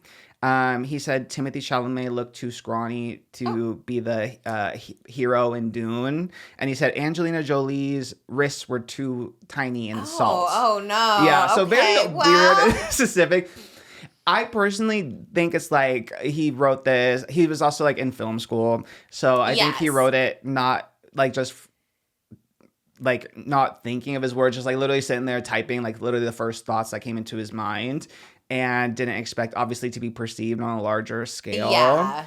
And then I should also add, because I know people might mention it, he also like left a good review for the movie Lolita, which is like a very controversial movie, obviously. Oh, no. He said, I think there's 2 Lolitas, and he gave both of them a good review. The account said, I think my favorite narrative theme right behind the heartache and heartbreak and emotional turmoil is perversion. Perverted movies are so good. This one made me think of myself 35 years into the future. Not in a way, just a terrifying meditation. So people have been taking all these like... that one lost me. That one lost me. That one is... At first I was like, everyone has reviews like this. Like everyone loves to critique, but that's crazy. I know. But not also, me in 35 years. Like, what? Again, he was also like really young. So I think it's one of those things you just don't think all the way. I think normally I wouldn't... Like, to me, it's kind of, like, unserious and, like, kind of like a nothing burger. But I think people have been... The Heated Rivalry fandom... Not everyone, because it's, like... You know, it's not a monolith. There's, like, extremes in every fandom. Yeah. But the Heated Rivalry fandom has been, like, working overtime lately. Like, they have, like... They bully, like, film reviewers or media reviewers and critics, like, watch Heated Rivalry, review it. And then if they don't give it a great review, they're like, you know nothing. You don't know, you don't understand what's going on in the story. But it's like, okay, well, if it, and the fans are also saying, well, Hudson is allowed to have his opinions, blah, blah, blah. But I'm like, yeah, but it works both ways. Like, you can't bully someone for not watching or not liking it. But then also be like, yeah, Hudson cannot like Rachel Zegler, you know, so. Yeah, well, it sounds like more... the fandom, he hasn't said anything because it's like the fandom kind of like being the one to be like, ugh, we hate this, but also like, but let him have his opinion. Yes. He's not saying anything. Yeah, he's pretty like the only thing he really called out was like the Jordan Firstman thing, and I do get that to a degree because like beyond Jordan like being critical of Heated Rivalry, he did also be like, well, if they're gay, come out. So like I think he went too far with that. But also like if Jordan just didn't like the I think if Jordan literally said, like, I just don't like the show, whatever, the people would have reacted similarly anyway. Yeah, you know, yeah, for because sure. People are very protective over the show because it's a phenomenon. And, you know, I love a phenomenon. I do. Yeah. I love it. And it's, like, literally pioneered and propelled by, like, the girls and gays, which I think is, like, the perfect, like, testimonial. I feel like people forget in media how powerful the girl and gay audience is. Yes. Oh. Like you see like a Matt Rife being like, I don't care about the girls, you know, but like look at what the girls and gays do with it when everyone comes together and be like, no, we love this show. Like now Heated Rivalry is like a phenomenon and like the biggest moment in pop culture. And I think that's amazing. But I think the fandom gets a little crazy. And it's not just Heated Rivalry. Every fandom gets a little crazy in general. But this one in particular for sure because we got 2 cute boys and the helm it's so fast. Like literally a month and a half. Like the show premiered 6 weeks ago, so like a month and a half ago, and it's like crazy. Yeah, it just blew up. Recent. Yeah, like right before Christmas is when it got super big, which also makes me a little nervous because you know how fast people like to build up and take down. But so far, it looks like Connor and Hudson are doing okay. They kept Jonathan Bailey going. You know, they didn't tear him down yet. They still love him at a Golden Globe. Did he present last night? He looked good, but I didn't see him. No, he wasn't there. Oh, so, you know, my Twitter is like, look at him at the Golden Globe, and I'm like, I kept seeing that too. They'd be like, Haley Steinfeld looks gorgeous, like Golden Globe, and it was her like not pregnant. Meanwhile, she's like showing so much right now. So they show like old ones. Yes. Yeah, I saw Jonathan Bailey in like a wall white outfit. Oh, he wasn't even there. Oh, okay. Damn. Wicked people are just like, bye. Was Ariana the only representative last night for Wicked? Yeah. Yeah. Because Cynthia's doing the show. Jonathan wasn't there. No Ethan. Gosh. The young Linda and young Nessa Rose were there. Okay. But that's... and Ariana. Love that. Hold them down for Wicked. Someone's got to be there for them. Damn. You know which one I think should have won was probably a couple years ago when it came out. Maybe 2011. Mr. Popper's Penguins we watched last night. work. Did you ever see that? No. I feel like this is a movie you would like. I remember seeing the trailer and the posters because it was like a white poster with like the penguins. Yeah. And you had 7 P's in that last monologue you just did. You said perfectly polished people, and you said 7 P's in a row, and it was giving Popper's penguins. Okay. Actually, the onomatopoeia of it all. Yes. His assistant too was like something Pepper Popper, and she was saying a lot of P's, and you were giving Popper's penguins. And we watched it yesterday. I've never seen that movie. It's a movie with Jim Carrey who gets a bunch of penguins sent to him in New York City. Very good. 10 out of 10 recommend that. Did you finish watching it? No, we didn't. I don't know how it ended, but I guess there was just a bunch of penguins. I was curious where it was going. Right. There was some CGI penguins. There were some real penguins in there. Oh, before I forgot, I literally wrote this down specifically about Hudson Williams, though. Okay. Because, listen, maybe we can all let the critical reviews go, but I feel like you might draw the line at this. He says spaghetti sucks, and the only noodle he likes is a penne. But he did also used to work at the old spaghetti factory. Which one? So, I think in Canada. I'm assuming. Is there old spaghetti factory in Canada? Assuming, yeah. Well, look, that's just blasphemous. I think we can, listen, we can let the other things go, but I don't know if we can let spaghetti go. Yeah. First of all, it all tastes the same.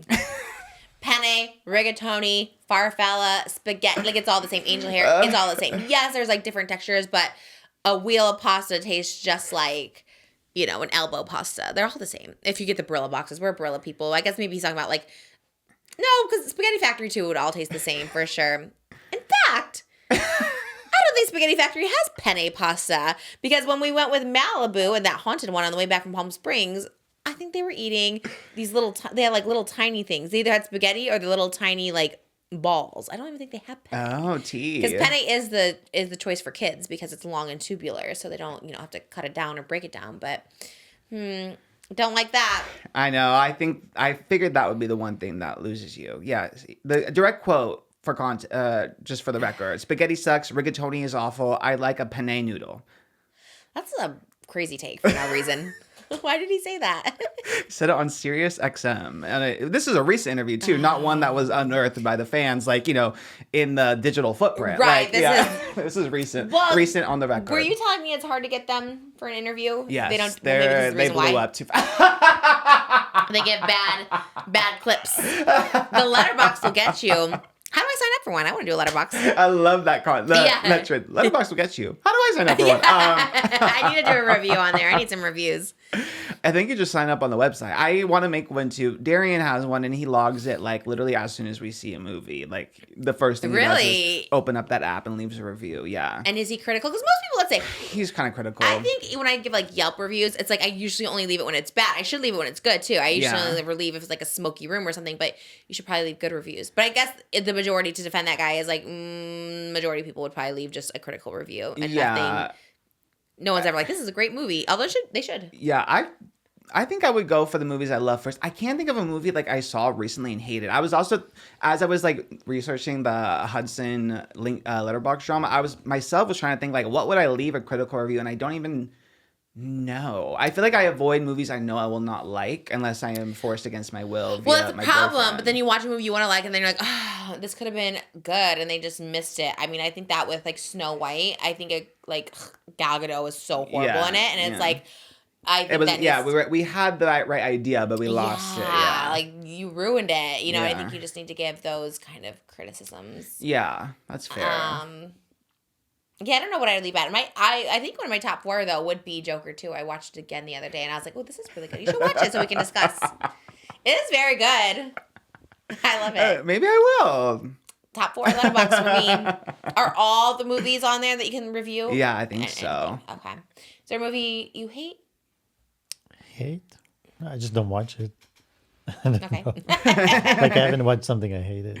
Vogue just came out with the new Wuthering Heights costumes. Did you see all of theirs? Yes, and there's so much controversy around Wuthering Heights. I mean, you let us know, because people don't like that the Jacob Elordi, Margot Robbie, Emerald Fennell, Wuthering Heights, like the outfits look too modern, and it doesn't like reflect that. But the theory now is that it's like almost, it's like a woman in some kind of psychosis imagining herself in Wuthering Heights versus like an actual adaptation of Wuthering Heights. Because there's there's one photo where Margot Robbie has the giant strawberry. Oh, I haven't seen that. I thought that's what you were going to say. Because you love a giant thing to make it look small. I haven't seen the giant strawberry. Yeah, so okay, people are like, that. it looks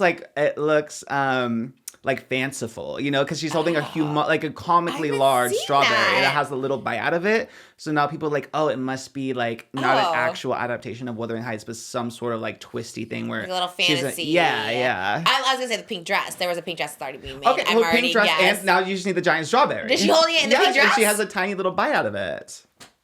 Wow. Okay, I was looking for more photos of it because, you know, I wanted that cosplay and I was looking for more photos of it. I guess I gotta look for the strawberry now. I'm very seated for Wuthering Heights. Like, I'm sorry. I know people are going to be so hard on that movie, calling it all kinds of ridiculous. I was anti. Like, the first time, like, they announced it, and, like, I get the casting is a little problematic because it's, like, you know, white people playing these roles. But, wait, what do you mean? Aren't they supposed to be, are they Romani in the book or something? Oh, I see. Yeah. Okay. So the casting was problematic. Oh, I didn't know. But now that we know it's not an actual adaptation of Wuthering Heights. Right. Does that make it less problematic? What is Wuthering Heights even about? I want to see it. I'm seeing it for Don't you love the book, or did I make that up? No, so Kate Bush, Wuthering Heights, this song. The song goes back to Kate Bush.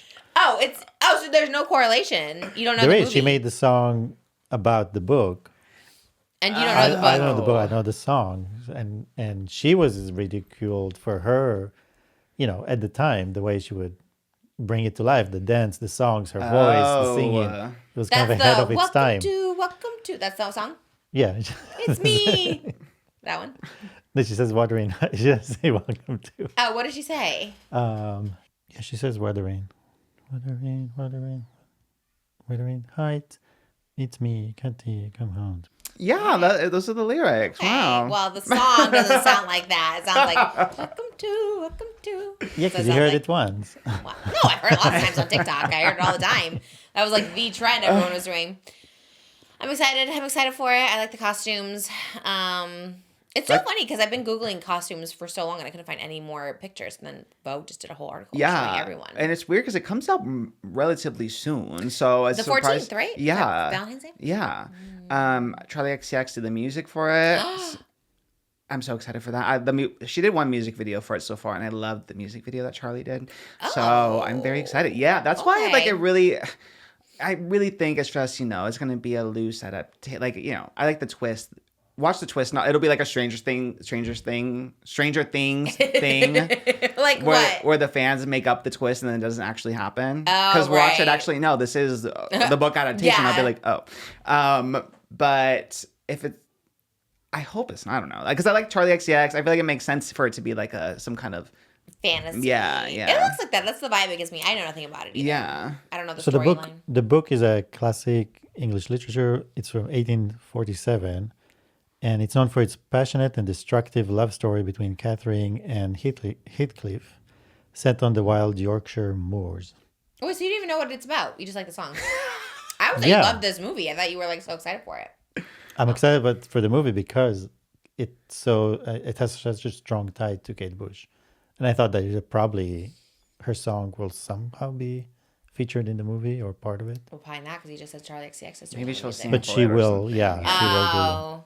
They have to because it was big on that. TikTok. I feel like they have to bring that song back. But the novel explores themes of love, revenge, and social class throughout turbulent relationship. I mean, it sounds really good. You're seated too. We're all seated. Can't wait for it to come out. I'm excited for the outfits. Got some good cosplays coming up for it. I guess, speaking of Stranger Things, aka I just said it once, but Joe Keery, who a twist I did not see coming. Dare I say, Joe Keery, I have no romantic feelings towards you, but I would love to pick apples in Papa's orchard? ? I think I'm really liking Joe Keery right now, despite me knowing like very little about him. Nicole's gonna send you a text. I know. That's my man. Back off. Well, here's the gag. My friend Veronica, who's from Ventura County, actually, a hometown hero. Yes, shout out. Her husband is best friends with Joe KEERY, and he officiated their wedding like a month ago. And her husband was like in a band with. I had no idea. She texted me once because we talked. The one time we talked about Joe KEERY and we know nothing about him. She texted me, was like, Joe would die at this, ha ha ha, and I was like. What? Yeah, she had to give me all the lore. It's most severe with, Brad and George. He hangs out in that group. Okay, so.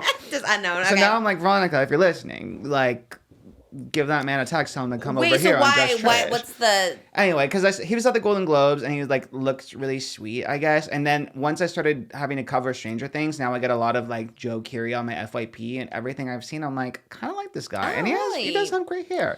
What are you seeing that he is like... funny. He has a charm to him. I was gonna say he's talented as a musician. Never heard a song. I know that one song is really big right now. That he sang? End of the World or something. I know it's like the #1 song on Spotify right now, but I've never heard it. Yeah. Oh, so he's talented for sure if it's #1. Yeah. Nicole Rafi loves him. So yeah. Okay. I don't know. Yeah, I'm not on that wave yet, but maybe I'll get on that wave. I don't know. I think that it's better that you don't know and then he just comes here. So Veronica, tell him to come Joe? on down. Yeah. If I were to pick a Stranger Things person, I would want GATEN Matarazzo. Yeah, you saw him sing. Yes. What song was it again? Well, I've heard him sing a couple times now because someone has said, he'd make a great Seymour in Little Shop. You know I love Little Shop. And that's currently off Broadway. It's been off Broadway for like 7 years. And I was like, let me look. Because Milo Manheim was Seymour. He got to be entangled. Someone's like, GATEN should be. And I was like, okay. And then I went to go look. And I saw him singing like Les Mis. He was like 10 when he was in there. So he's singing Les Mis. Joshua Robert Colley and him shared the role. The one who was on our podcast. Oh, yeah. They shared the role of, I don't know. I do not know Les Mis. Even though I'm a Parisian mind today, I do not know about the Paris Revolution or French Revolution. I think that's what it's about. Did you know that's what it's about? Have you seen it? You know about it? I remember when Anne Hathaway won the Oscar. She was like a prostitute. Bald. Yeah, and she was crying. God. Oh, yeah. She sings, I dreamed a dream. Yeah. I think it's about the French Revolution. Don't know. But GATEN sang a song from that. And then I saw on TikTok him singing something else. I was like, he's like a really good singer. And he would make a great Seymour. And I would love to have him on the podcast. I love a singer. I love a theater boy. You know what I mean? And I think he'd be great. And he's 23 now. I always thought they were really little kids. I always thought they were like 14. But I mean, they started when they were like 12, 13. But wow, really? Yeah. I mean, with the first season. That was 2006. That it came out. So yeah, like 10 years basically. Did they do a time jump in this last episode? No. Oh, they're just like, you're still in high school? It's been the span of like 4 years. Yeah. They should have done like Gift 4, because that's crazy to be like, you all are still in high school. Yeah. Could you imagine like Jacob Elordi being in high school or still? Even like in when was the last for 2022? Yeah. Even then it was kind of like a little. Yeah, you're like, grown adults. Yeah. What are you doing here? I have to hear it. I want to hear what song he's singing again.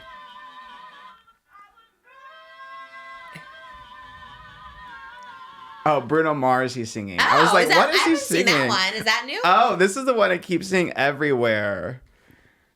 He was singing "When I Was Your Man." From Bruno Mars? Yes, and when he was when he was little. Aw, he's little there. He's little.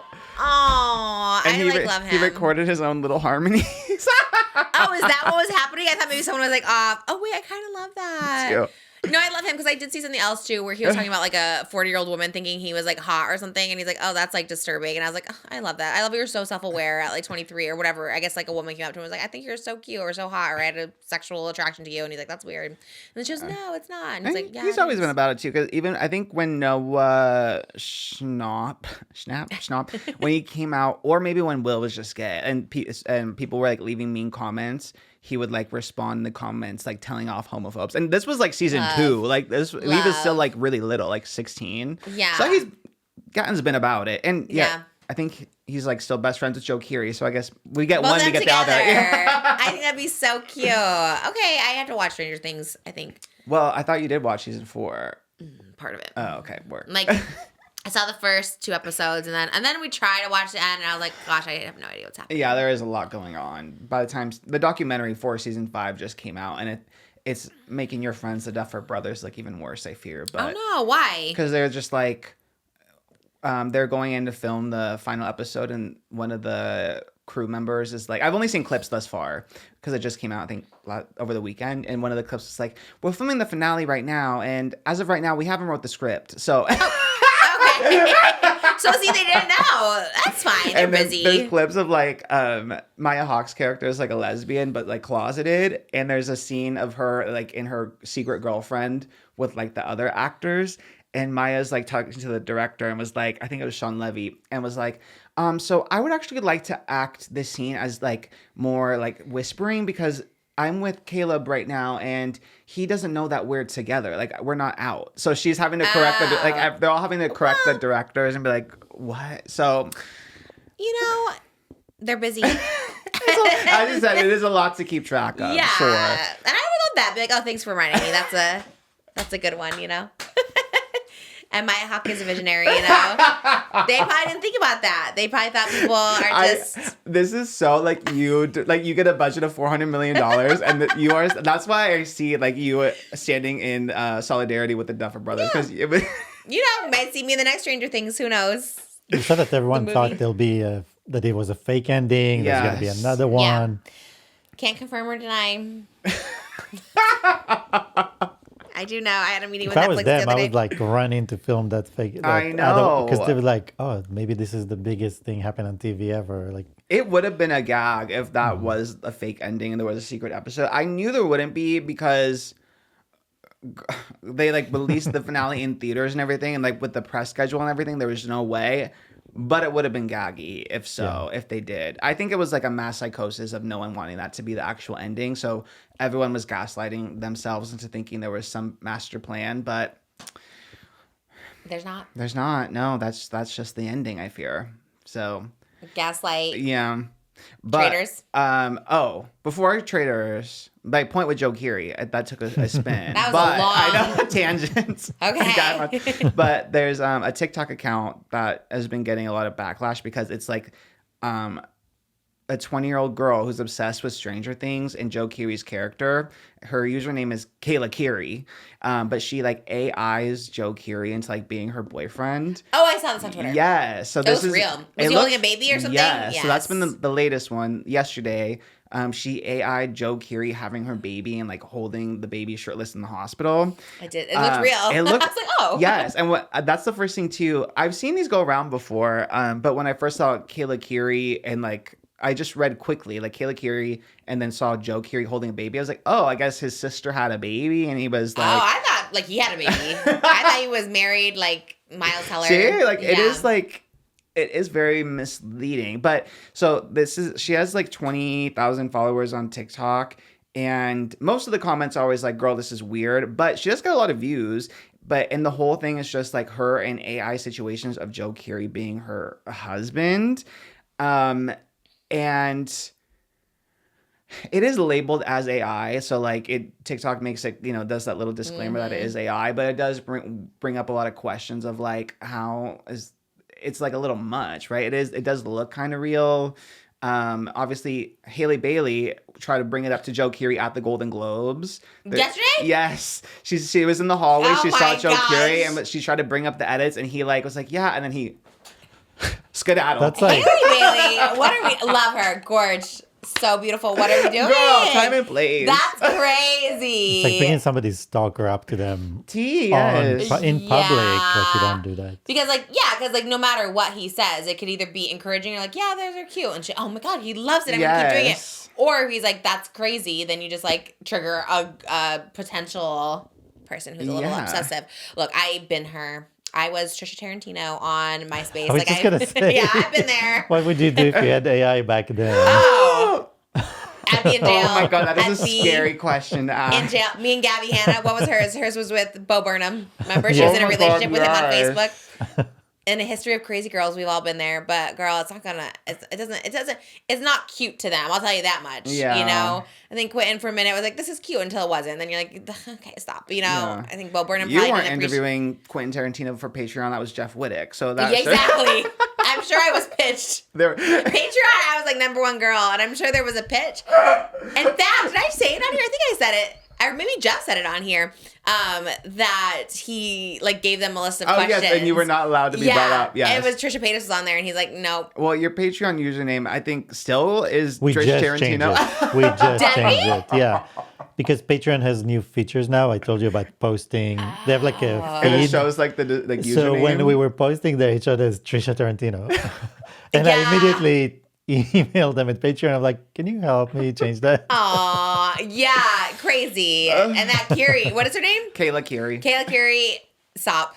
Just stop it. I'm going to save you now. It's just like, oh, look, I love it, but we do it in private. We don't put it on social media. You know what I mean? If you want to cut out, I guess with AI, I used to cut out me just being so old, like cutting out magazines. Just like that board. Yes, we have Walter Goggins, Adam Sandler. Where's this HUNTRIX and Lady Gaga too?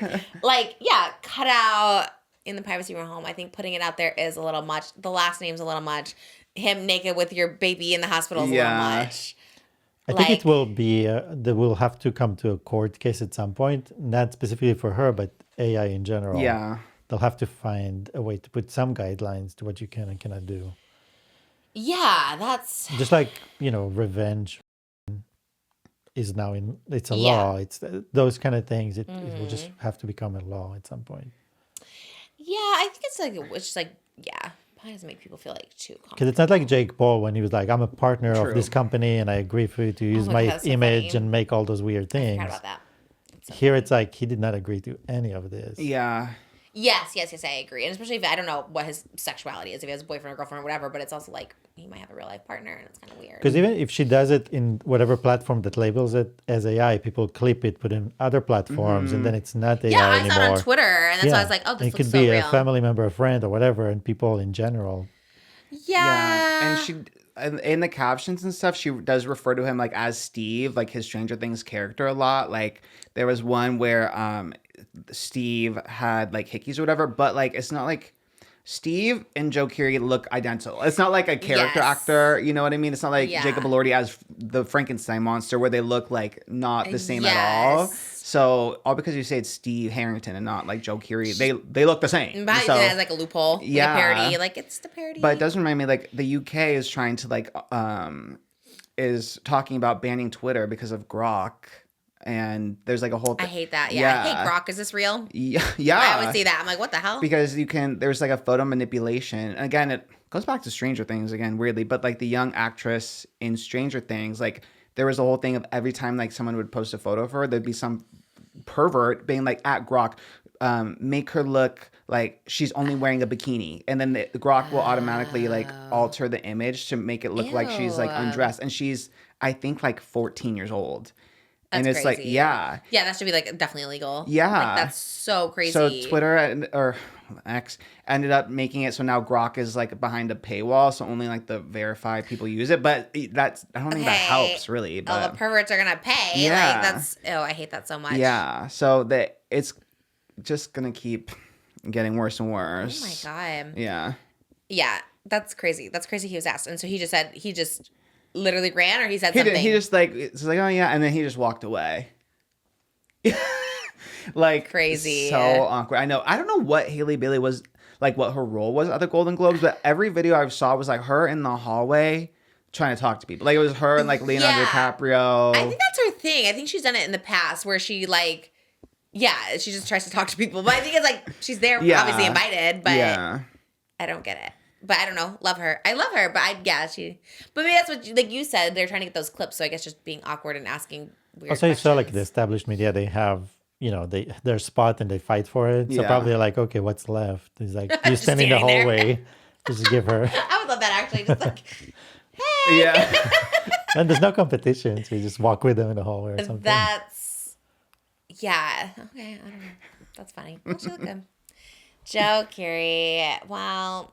And if you have the same last name as him, it's confusing. But Joe, we will not ask you about your AI if you're on Just Trish. No, definitely not. That's so weird. But people would ask me too. I remember when I was Trisha Tarantino, like people all the time on MySpace thought I was related to him. Like, I think I probably said I was at some point, just knowing how unhinged I was. I probably said I was it's such a unique name. Like, I've never heard of anyone Tarantino other than There's him. Tarina Tarantino, who's a famous jewelry designer. So when I was trying to pivot, I was like, no, that's my stage name. Meanwhile, my wallpaper on MySpace was all Quentin's face. That did not age well. Let me tell you, when people still bring it up, they're like, oh, you can say you were a massive Quentin. I was like, oh, well, I was 18 and mentally unwell. So anyways, kudos to Joe Carey. We love him. Oh gosh. What were you gonna? I know you're not gonna remember because I don't remember. You were about to say something before I. Me? Yes. Yeah, because you were gonna say something. Probably nothing important. Oh. I know what it was. Traitors. Oh, Yes. yes. God, I want Portia on. That's who I was going to talk about. I would love Portia. I DM'd her. I love her. You know what? That's why I love Traitors. I do not know any of those people. Although I hate when they say I don't know any of these people because, like, same. No one knows any of those people. Biggest pet peeve, I talked about this on TikTok, but biggest pet peeve is when they go on there and be like, I don't know who anybody is. It's like, no one knows who you are either. Yeah. And I'm going to call it out. The ice skater guy, Johnny Weir, who I looked up, I guess he has crazy clothes, which fabulous. Did love him after I looked him up, but didn't know who you were. And definitely the girl, the young pretty one from, I'm assuming, Love Island or one of those shows. And she's also like, I don't know anybody here. I'm guarantee no one knows you. It's my biggest pet peeve. Granted, I don't know anyone there either, but like, don't go up and say, like, that's so annoying. It's so annoying, especially when you're of the same caliber, like you're on the same show. So to be like, I don't know who anyone is. Well, that means no one knows who you are either. And that's like my biggest pet peeve. And it's so embarrassing and cringe for them. Like, that's so embarrassing. Like, what? I hope you remember this when you're inevitably in the Scottish castle. I like pray that there is not a clip. Like, Jimmy, you might want to bookmark this one because it might have come up in the future when you're in the castle. I just have a feeling. I don't know anyone here. I won't. I definitely won't. If it's Survivor, Big Brother, and Housewife. especially when they sit you down in your little confessional, I know you're not going to be thinking of you saying how you hate it. Can I tell you, I will be very cognizant? Yeah. Okay, cognizant of it because when I was in UK Big Brother, that was very me and it came across so ill. Like, you're so ick, Trish. Like, granted, I didn't know any of those people. They're all British celebrities. No idea who they are. But it just comes across ick. It's like when people come up to me, they'll always be like, I have no idea who you are, but my friend, it's like so freaking annoying. So I will. But yeah, maybe I should just do it just for gigs when I'm on there. I'll be like, okay. But, no, I love, so I didn't know. I wasn't familiar with most of them. I know Lisa Rinna, but like I wasn't familiar with most. Love Portia. And then I looked her up after because so many people were talking about spoilers are coming. Ooh, spoilers are coming. Spoiler warning. Get out now. Spoiler alert. 3, 2, 1. Spoiler warning. Spoiler, I suppose. But Portia was the first eliminated? Was she the first? I think she was the first. Yeah. From the round table. For the round table. Yeah. Was there someone before her that went home? I know Ian from Big Brother. I didn't finish. They murdered. Yeah. Oh. They off. Yeah, that one does suck when they just like toss you right away. Yeah. Like, no, you get a chance. And somebody that was like a strong player. Yeah. Strong candidate. Like, we didn't know because we never saw him. But she had said something like they eliminated her because she had said something like, you know, I killed this person or something. Like, and all the fans on TikTok were like, oh, they clearly don't know Portia because then they showed like a highlight reel of her. Do you know her? Like from the show from Housewives of Atlanta, yeah. The one where she was talking about like, how did the train get in the Underground Railroad? Yes. Oh my God. Like I love her. I love her. My favorite Portia quote, who said that? Who said that? You know that gif? No. Like, oh my God, there's that one gif where it's like, this meme. It became a meme. I even forget which episode of the context where it originated because I haven't watched Housewives in a while, but I did when Portia was on. And there was like someone brought up this thing that she had said or something in like a group conversation. She went, who said that? Who said that? Yeah, It was that's genuine. the first thing that comes up. When you look her name, it's the first thing that comes up is Portia meme. Who said that? With Candy. Oh my God, I'm going to say that next time you said that. Who said that? You know, I've seen that. I didn't know it was her. I didn't know either. Portia She's so iconic. I know. I was looking up all the clips of her and I was like, oh, she's so good. So I like, but that's what's great about Traitors is you just find people you wouldn't have. Yeah, I mean, Gabby Wendy, like the ultimate example. Icon. Yes. I mean, she was definitely breakout. I know people were saying there's no like breakout stars this year like that, like a Dylan Efron or something, but I guess we have to wait. I mean, yeah, it's still early. I didn't finish because. Were you bored? I was annoyed. Michael Rappaport, I'm sorry, is probably like not even like a love to hate. It's just like miserable, like sucks all the air out of the room. Yeah. Tough to watch, tough to sit through. Even Portia, I read an exit interview and she was like, yes, honestly, they did me a favor because he was worse in person. They're like, he's lucky they edited the show in a way to make it passable because being in there in person, it was worse than you could imagine. Crazy. She was like, at the round table, he would like show off his dirty underwear. And he was having fits and he was like just not letting anyone else talk. Like, damn, if it's worse in real life, I can't imagine. But the edited version, not good either with him. Well, yeah, why didn't they get him off? Like, why were they not? I would have, because sometimes you just eliminate people just because they're annoying. Yeah. Like, you're like, I don't even care if you're a traitor. Like, just don't be here. Yeah. And I'm surprised they didn't, especially with the Donna elimination where they like all went around and they all everyone except for Michael I guess wasn't on it because everyone had Donna and he didn't. But it's like why wouldn't they have just done that with him? I know because he really is that annoying. And they all said that he was. So I don't understand. He's awful. Well, it's probably coming. I think that was the plan and how much they planned to have her on the show. I don't think she was meant to stay in the show. He thinks for Donna long. was set up to be eliminated early. Yeah, probably. Yeah. But then other people were saying no, that there was other like games and stuff set up for her, that they were actually disappointed that she left early, that she was supposed to be like their big draw. I don't know, because even in the one game that happened before, she didn't participate. Oh. Yeah, she wasn't. That was interesting. So I really think, she was there for the Swiftie views, the secret trader. They said that it didn't work, the secret trader. They were like, no, that doesn't work. So you didn't finish. I really cannot stand. And when I do not like someone, I like, what's the point of me even trying to sit down? And I like a lot of other people. Like, obviously, I love Monet. I love Natalie from Survivor. I even know Johnny Weir. Like, I know pretty much everyone. Yeah, but Michael Rapaport is just like kind of the worst. And then I saw on Twitter, he's like transphobic and homophobic. Like, and why it's did like, they have him damn, on? Especially such a queer show. Like, I was just like, that exactly. That was like if Michael Rapaport was in Heated Rivalry season 2. Yeah, like, it's a show that's like propelled for like by girls and gays, and obviously it became a more mainstream thing, but it became talked about because of girls and gays talking about it. But that's what Traitors is too. Yes, exactly. Yeah, like so why are you there? Why are you defying? And I guess he's friends with Andy Cohen, and he is like kind of in the Bravo sphere a little bit. How? I have no idea. Because I see him on Watch What Happens Live with like other, but even there was a lady that was on Housewives next to him and she did not like him. Yes. And Portia doesn't like him either. So yeah, and he was saying something to her and she's just like, well, at least I'm not you, like a fat middle-aged white man. Like, you know what I mean? Like overweight man. Like that. He's just like nasty all the time. Yes. Like, so I don't know how he fits in there. I don't know. I don't know. I don't know much about him, but everything I do know sucks. So I'm like, someone must be pushing him because he used to also fill in for Wendy.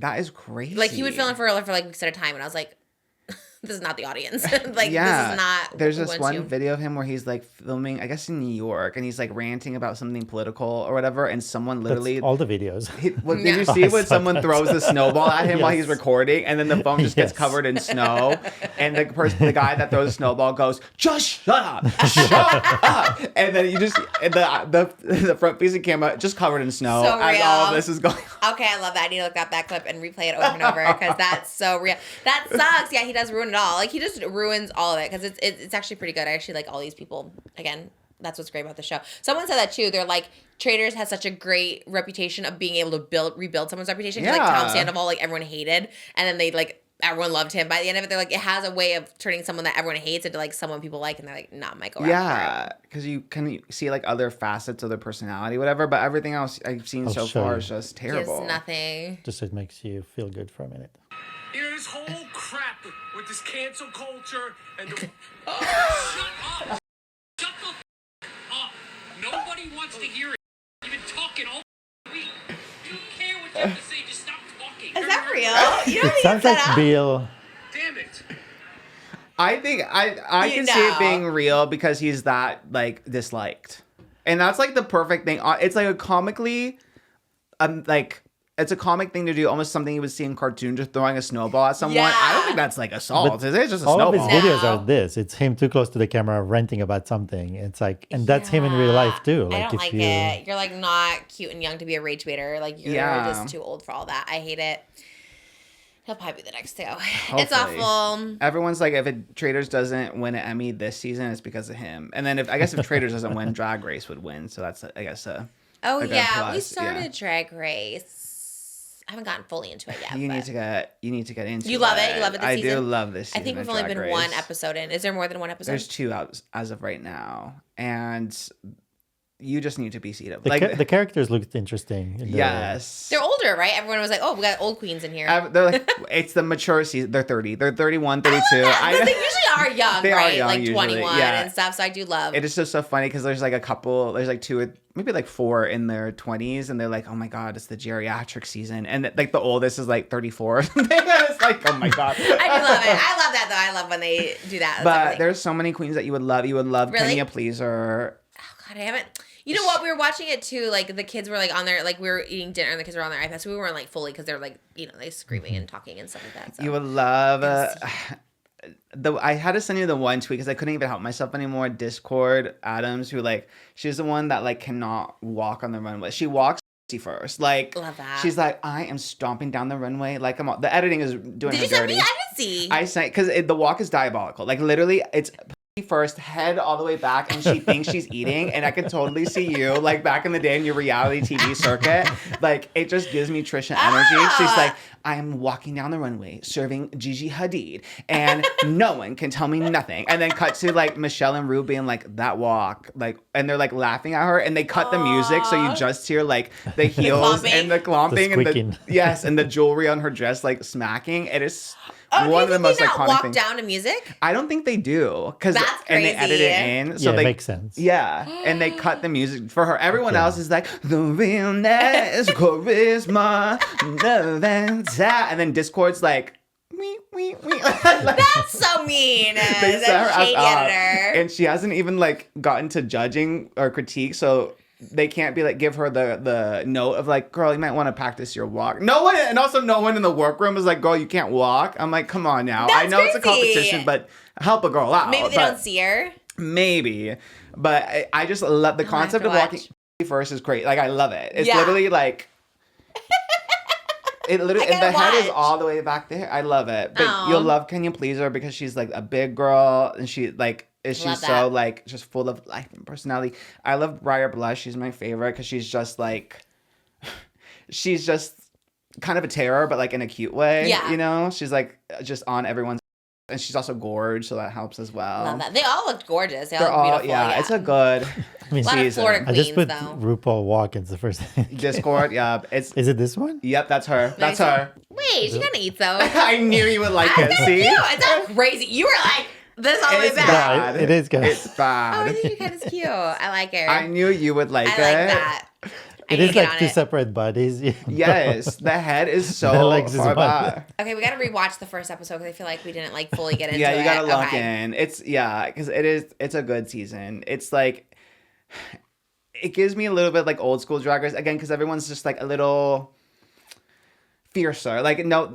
You can tell when the queens are like nervous about how the fans are going to be received, and I feel like this one there's a lot of autistic girls, maybe that helps. But they're like more like unfiltered. I think they're not like as aware of how they're going to be perceived, and that's like the best. Yes, I love it. I'm gonna watch. You know they're making their first ever autistic Barbie. Yeah, I just saw that too. What's that mean? I know that too. Give her like some sensory things. Like what is? I mean, I love it, but it's in the movie. Like if it's in a movie or in a cartoon. It's a doll. I know. I saw on Popgrave like Mattel introduces first autistic Barbie. It looked like any old Barbie, so I'm like, what makes her autistic, right? They're just trying to cash in. They're trying to appropriate. They're like, oh, this is or they just like wrote the lore for her to be autistic, I guess. But okay, we love. Yeah. Let me see. I want to see like what actually makes her autistic.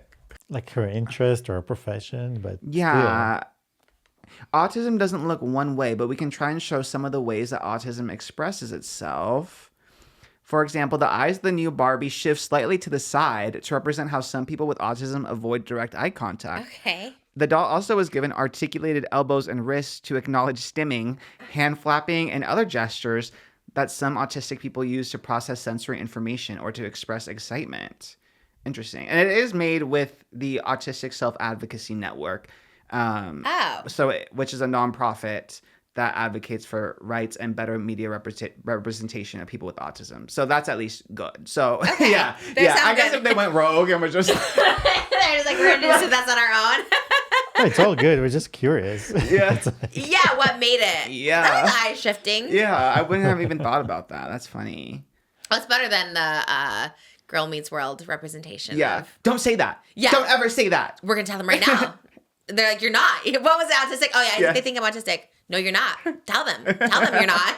It's like, oh my God. Why were they so upset about that? I'll never understand. I guess back in the day, autism was like looked at like differently, I guess. I think because in media especially, I think you never really... In general, obviously, I don't feel like we were only shown the most extreme cases of autism that like looked as if like you can tell right away if someone's autistic versus like now we have a better understanding of like the spectrum and like not autism doesn't look the same for everybody. Well, that's the Yeah. sign. Yeah. Honestly, that's a good message to be sending the kids too. Yeah. Yeah, because I remember my first one ever, my first like seeing of it in media was 1972, Elvis Presley, Change of Habit. And there was a kid that would just like, he would like rock back and forth and they like literally kept like slapping him to like get him out of it. God. Yeah, it was so weird. And then they're like, oh, he's autistic. And I was like, oh, that's so crazy. So you just thought of it as like so extreme. Yeah. Which like it obviously can be. But then it's like, yeah, when you meet like Holly Madison's like, oh, I'm autistic. And then you're like, oh, like it's oh my God. Yeah. I you know, forgot it's like all Holly, over. Yeah. It's expensive to get a test. I It wanted to get is, tested. yeah. And it was like $4,000. And a long, I think Holly talked about like it was a long process. Yeah, too, right? yeah, like over months, and I was just Yeah. like, okay, maybe that's a lot. Jake Weber, do you think he told me he's autistic? Oh yeah, when you did the car video with him. Thing. Yeah. He's like, and then Johnny's like, I'm autistic too. I was like, wow, everyone's autistic, right? I'm like, that, you, that, you right? said, wow, it's like so trendy to be autistic. I think that was your. Yeah, because it was around the Well, time. first it was the doll. But the doll is autistic. Oh, yeah. The doll. You Yeah, gave them the the bear idea or of something, making yeah. an autistic doll.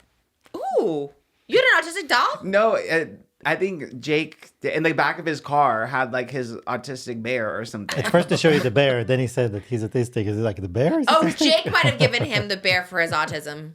Something like Something like that. Yeah. You told me you were But- when we met. I never say. Oh, I told you you were. Yeah. Yeah, I'm pretty sure that was. Right? Yep. I swear you told me there was a little bit. No, Or you thought maybe- I don't define it as what it is, but I tell you what I have. Like I'm sensitive to certain things, like Oh. my sensitivities, and then I think. I he died. says And then you that. did do. Yeah. Like autistic. I also like yeah, and the way you socialize. But anyways, that's whatever. We're going past that. We're moving past it. But yeah, Where's my doll? well, right here. What is vocal stim? I always see that my new vocal stim. Like a thing that you kind of repeat, something that you do out of like repetition, basically. Oh, so that's yeah, that like kind of calms you a little bit. I Part of guess. the autism. Yeah. You know stimming in what? general. I like that more people are talking about it because I'm mentally ill, and you know, if you're a representation of autism in here, you know that's something to be proud of. Do you have? You don't have it. Do we know? Autism, We don't know. I don't know. I mean, other neurodivergencies, I get like ADHD, Right. ADD, OCD. So Yeah, there's nothing. We all have a little something. Everyone has a little something. I think everyone's on the spectrum of something. yeah, when I was diagnosed with agoraphobia, I guess, and anxiety and stuff, I wasn't given anything prescription. I was given these little like, I don't know. It was I know it was drops that I put in my water, but you could also give them to a dog that was like anxious. Oh. Yeah, Placebo. Oh, interesting. I got, but maybe for my parents, I don't know, placebo for them because I didn't even really know. They just told me like, no, this will help you. But yeah, I guess maybe. Oh, interesting. Yeah. Um, Whatever works for anybody, honestly. yeah, but my OCD is not bad enough where I need anything. I'm pretty functioning, I guess. I just have random triggers, I guess. I don't know.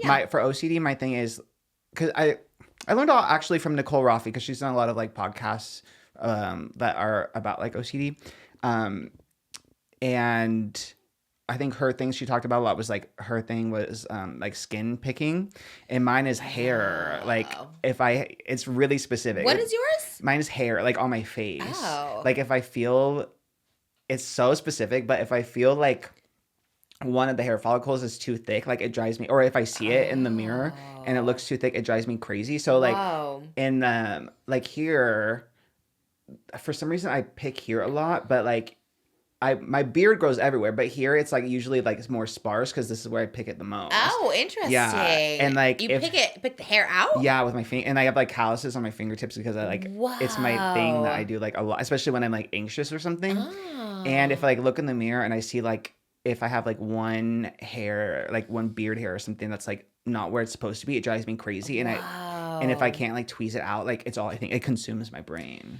Where does that come from? Like why are I have no idea. it's like it's just like something in your brain or Yeah. something is like triggered. Yeah, and then so that's one part of it. Numbers, like I said before, numbers is a big thing with like editing and stuff. Like it has to end on a number that looks good in my head. Like usually a 5 or a 0 when I'm like editing the position of something. Wow.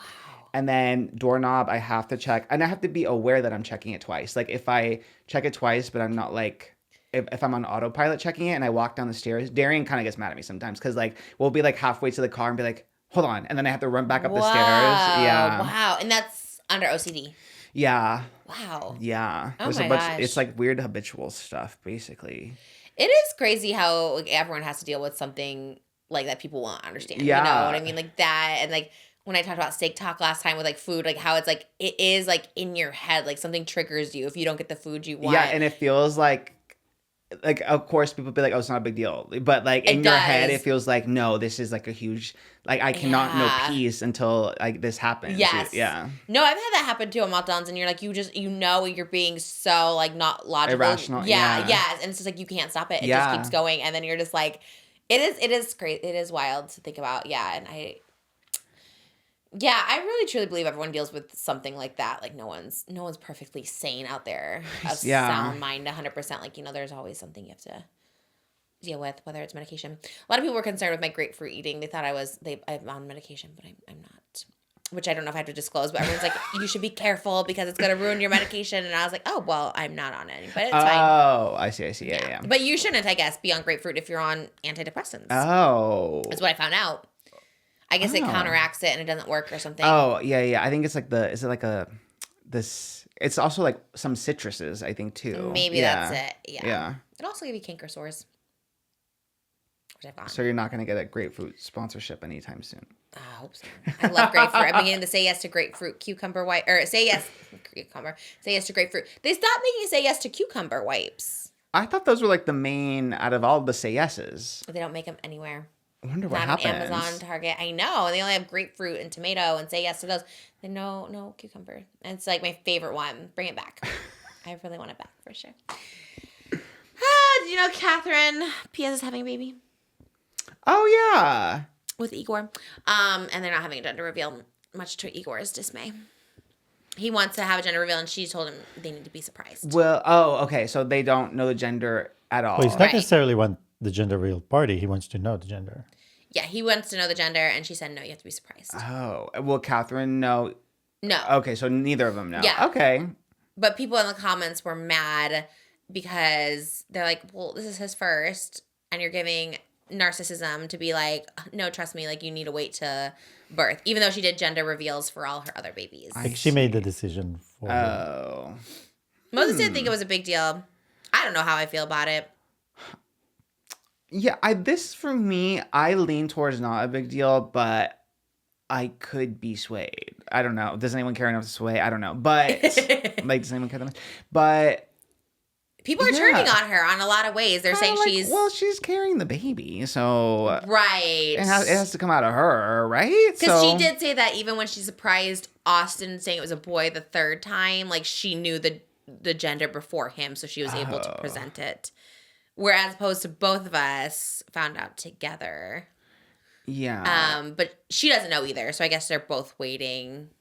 I guess if she wanted to be surprised, I mean, you tell me, like if you wanted to be surprised, like would you want Moses, and like Moses really wanted to know, would you be annoyed if he knew and you didn't? Yeah, I would think so too. Like I guess so. If me putting myself in like the woman's shoes, I guess, to hold the baby, and like I want to be surprised, but my partner knows because he doesn't want to be surprised. I would be annoyed if one of us knew the secret and one didn't. Yeah, for sure. Yeah. Because that was always with us too. I think I was like, oh, we should wait till like we get a reveal, because we always find out just from calling, like when they call us.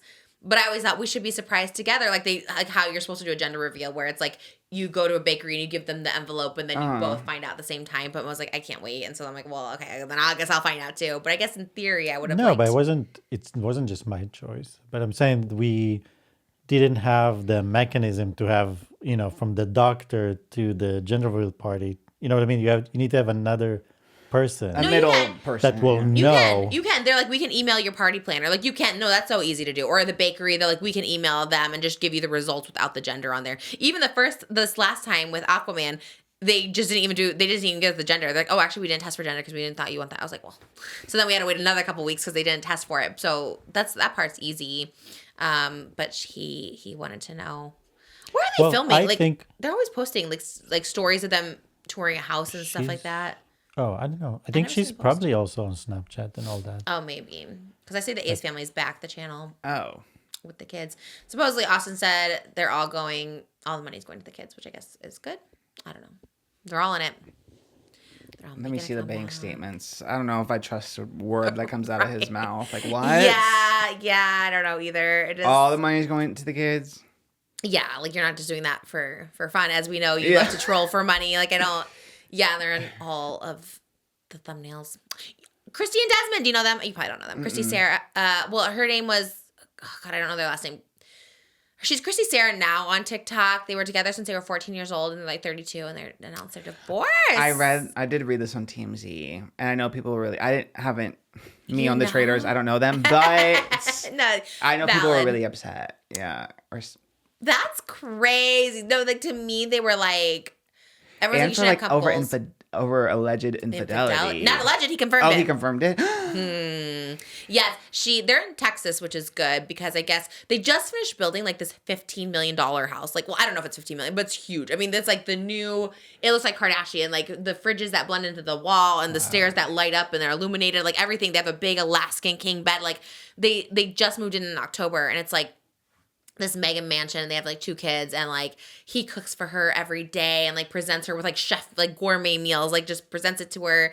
He was like dressing her and like bringing her flowers, and it's like couple goals, and she filed for divorce. It's crazy. Cited infidelity, which I guess in Texas, if it's that, then you don't have to pay spousal support, is what I heard. And even if you do have to pay spousal support, it's capped at $5,000 a month. Yeah. Wow. Which is like, yeah. I'm sure she has like 17 million followers. I think he has like 7 million. They were getting sponsorships with like Valentino and like Porsche and BMW and like Pepsi. Like sponsored by Pepsi. Like they were getting these sponsorships. And then he wrote a statement, or he came out with a statement. And he said, he tried to be like, I asked KRISTY for a separation at the end of last year, but I'm not proud of my actions that took place after I had asked her for a separation. I was like, so you were just cheating. Some people said they're both Jehovah's Witness, and I heard that you can only get out of a Jehovah's Witness marriage or out of the church if someone dies or if you cheat. Oh. And those are the only 2 ways. So someone thought, well, maybe that's his way of getting out of it or whatever. I hate him. I hate all men. I just hate Kids? this. Yes. Oh, really? 2 boys that are like in their content, but they put they blur their faces. Oh, okay. How do you know like around the age? Yeah, I would say like 8 and 10. Oh, damn. Crazy. Yeah. Crazy. Since you're 14, they were just so sweet. Like it really is. Don't believe everything you see online, because they were making couple content up until like November, December of last year. Damn. I know. I was like so sad. Like. But I tell you should never like believe anything. Not believe, but don't compare your lives to other people, because you don't know what's happening. Yeah. And it sucks. And you know what sucks? I was thinking about this too. What sucks is like, because he cheated. My guess is, if I were to guess, like it's probably not just one time, because like, like one time you're probably like, okay. I mean, I would assume maybe this is like happening. I don't know, whatever. But it sucks because one person decided to cheat, that means you won't be able to see your kids every day, because she has to split custody. Oh, that's and it's true. like, you cheated. Why do I have to never see my kids on the weekend because you cheated? Like, it sucks so bad. Like that sucks so bad.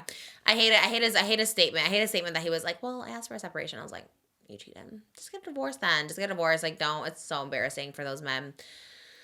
I don't know these people. And they had everything. You have everything. Ugh. It makes me so sad. I was like in such a bad mood this weekend because of it. I was just like, I hate all men. They're all suck. Like, you all are awful. And so publicly, and when you make couples content, like, I don't know. I hate it. I love them. They're everything. I mean, I feel like by now, just because we've seen the couple, like the people who make the couples content, a la Ned Fulmer. Yes, the wife guy. I forgot his name for a second. Yeah, but yeah, I feel like it's. You just can't hold stake in anybody these days, I think. Like any of these relationships. No, you should never. But then on the flip side of that too, I always think like, well, I never believe in love, which I mean is like, oh, well, I feel like at least if they had like, they were together 15 years, like at least if you had like, 12 years of like love, that's better than nothing. You know what I mean? Yeah. Like I always think if anything happened to us, I'd be like, well, I had 6 good years of happiness. Like you should look at it that way. It's like I'm sure they had some good moments in there. But you do the same thing that like looking at the good and comparing to yourself. You're looking at the bad and comparing to yourself. Like me personally, or just people? Yeah, like it has nothing to do. I compare everything to myself. Yeah, but I'm just saying that's like just like you said, don't look at couples content and think it's all perfect and good. But Oh, you're also saying- when you look at the couples that break up, you don't imagine it for yourself and for your life because it's No, a that's the different first thing people I and think different of. lives. No, that's What what I'm I saying. think It's different of. people. Different, like a guy, like they have little kids. Like they have little kids. He's obviously so selfish to, and but- sees himself even before his own kids to think like this is what I need to do for myself. That's is to why I go was out sad. and cheat. I'm like, but that's why I was upset about it because it's like, oh, I mean, it's sad for them, but that's the first thing I think of because we are a couple and everyone, everyone's like, they're so wonderful. And then that's like the first thing you think of is just like, you put yourself in those situations and you're just like, oh my God, like that could be anybody. Or there was, well, that's morbid, but there was like a couple in Ohio that was killed by her ex-husband. It was crazy, but anyways. Yeah, I see did that see one? it. Yes, I just saw that. Oh my God. Yeah. And it was a while. I think it was like 7 years ago she was married to him too. So it was like, yeah, it's still developing, I guess. But He's in custody. yeah. Oh my gosh. They were both dentists. I know her husband was her current husband was a dentist. I don't think she was. It's just like, oh my God, like, it's like, who do you marry? Like the definitely don't marry a dentist. Well, her ex-husband, who was the one who murdered them, was a surgeon, like a neurosurgeon. Oh, Yeah. oh, but that's even scarier, right? You think, oh my God, I'm marrying a surgeon. Like, he's normal. Mm-hmm. And it was like a long time ago. They didn't even have like kids or anything at the time. So, yeah, it's still details about him, the ex-husband who murdered him. They're still coming out because it happened over the weekend with the arrest and everything. So, yeah. And the affidavit was really short. What's the affidavit? Basically like the probable cause, like arrest him. It was like only 2 paragraphs and there wasn't like a lot of information in there. Oh. Yeah. Yeah, I think in that case, like I was gonna say, like, yeah, it's better to get a divorce, but she did get a divorce, and then that still happened. Like, Jesus. Yeah. But yeah, I think this holding stake in couples in general. I saw, again, this is a random segue, but like Olivia Rodrigo and her boyfriend Louis Patridge like reportedly broke up, and people were like really sad about that too. But I'm like, she's 22. Like I didn't really expect her. Like people were like, aren't you sad about Olivia? And I was like, well, she was. I don't know if like, do you expect to stay with the person forever? Like I'm like, if they break up, I'm like, yeah, it's sad, but I'm like, that's kind of how life works. Yeah, I think like young people, what was like Little Huddy and Charlie D'Amelio, you're like, well, of course, like. They're young. Like, what do you mean they're... And I think that's kind of the issue with, like... Not issue, but, like, KRISTY and Desmond, right? Like, they've been together since they were 14 years old. Yeah, that's right. Yeah. So, it's like... my makeup artist, too, she's been with her husband since she was 18, and she's my age now, like, 38. And she's like, you're just such a different person over 3 decades. Like, who you are at 18, and, like, her husband's gonna be 40 this year. And it's like, you're just such a different person. Like, you change. Like, both of you may want to go out and party, and then you get older, and someone doesn't want to go out and party anymore, or someone wants to... just so much changes as a person. So, like, how... It's hard. I think it's hard. I would have loved to have been married young at like 18, but like thank God I wasn't, because that would have been like so bad, because I changed so much, and it's like, yeah, I don't know. How old is Olivia Rodrigo? You said 22? Yeah. Who is she dating? Louis Patridge. He's same age, I believe, but he's an actor. Yeah, like especially when you're in Hollywood, it's like, yeah, and they're cute together. I think they gave like young like power couple vibes because they're both like cute, both famous. So it was like easy to like, love them together. But when you're that young, like I thought that with Alex Earl too, and her whoever the football player. Barrios. Yes. Yeah. Oh, I love that you know. Yeah, I covered it. Yeah. Oh, okay. Like that was giving the same vibes to me. I was like, and they're like, oh my God, she's already with Tom Brady. I was like, well, she's like young and pretty. Like, why? I don't think she's gonna try and settle down with just any old football player. I guess you're gonna get that. Like, you know what I mean? Like, I don't know. It just young people. I'm not really too pressed about, but. I'm trying to think of like a celebrity couple where I was like blindsided or something. I mean, I remember, I guess maybe not blindsided, but kind of shook was like Jennifer Aniston and Brad Pitt, because they were like such couple goals. Like everyone's like, oh, they're both like powerhouses. He was doing all those movies and she was on Friends. And then, like, he got Mr. and Mrs. Smith, and all of a sudden it's like, oh, he's with Angelina Jolie. You're like, what the hell? Like, because Jennifer Aniston was, Angelina Jolie obviously was A-list too, but she was just, like, America's sweetheart. Like, there's no one above Jennifer Aniston, so it was... Yeah, and Angelina was more of the bad girl. Yeah, because she was brunette, I guess.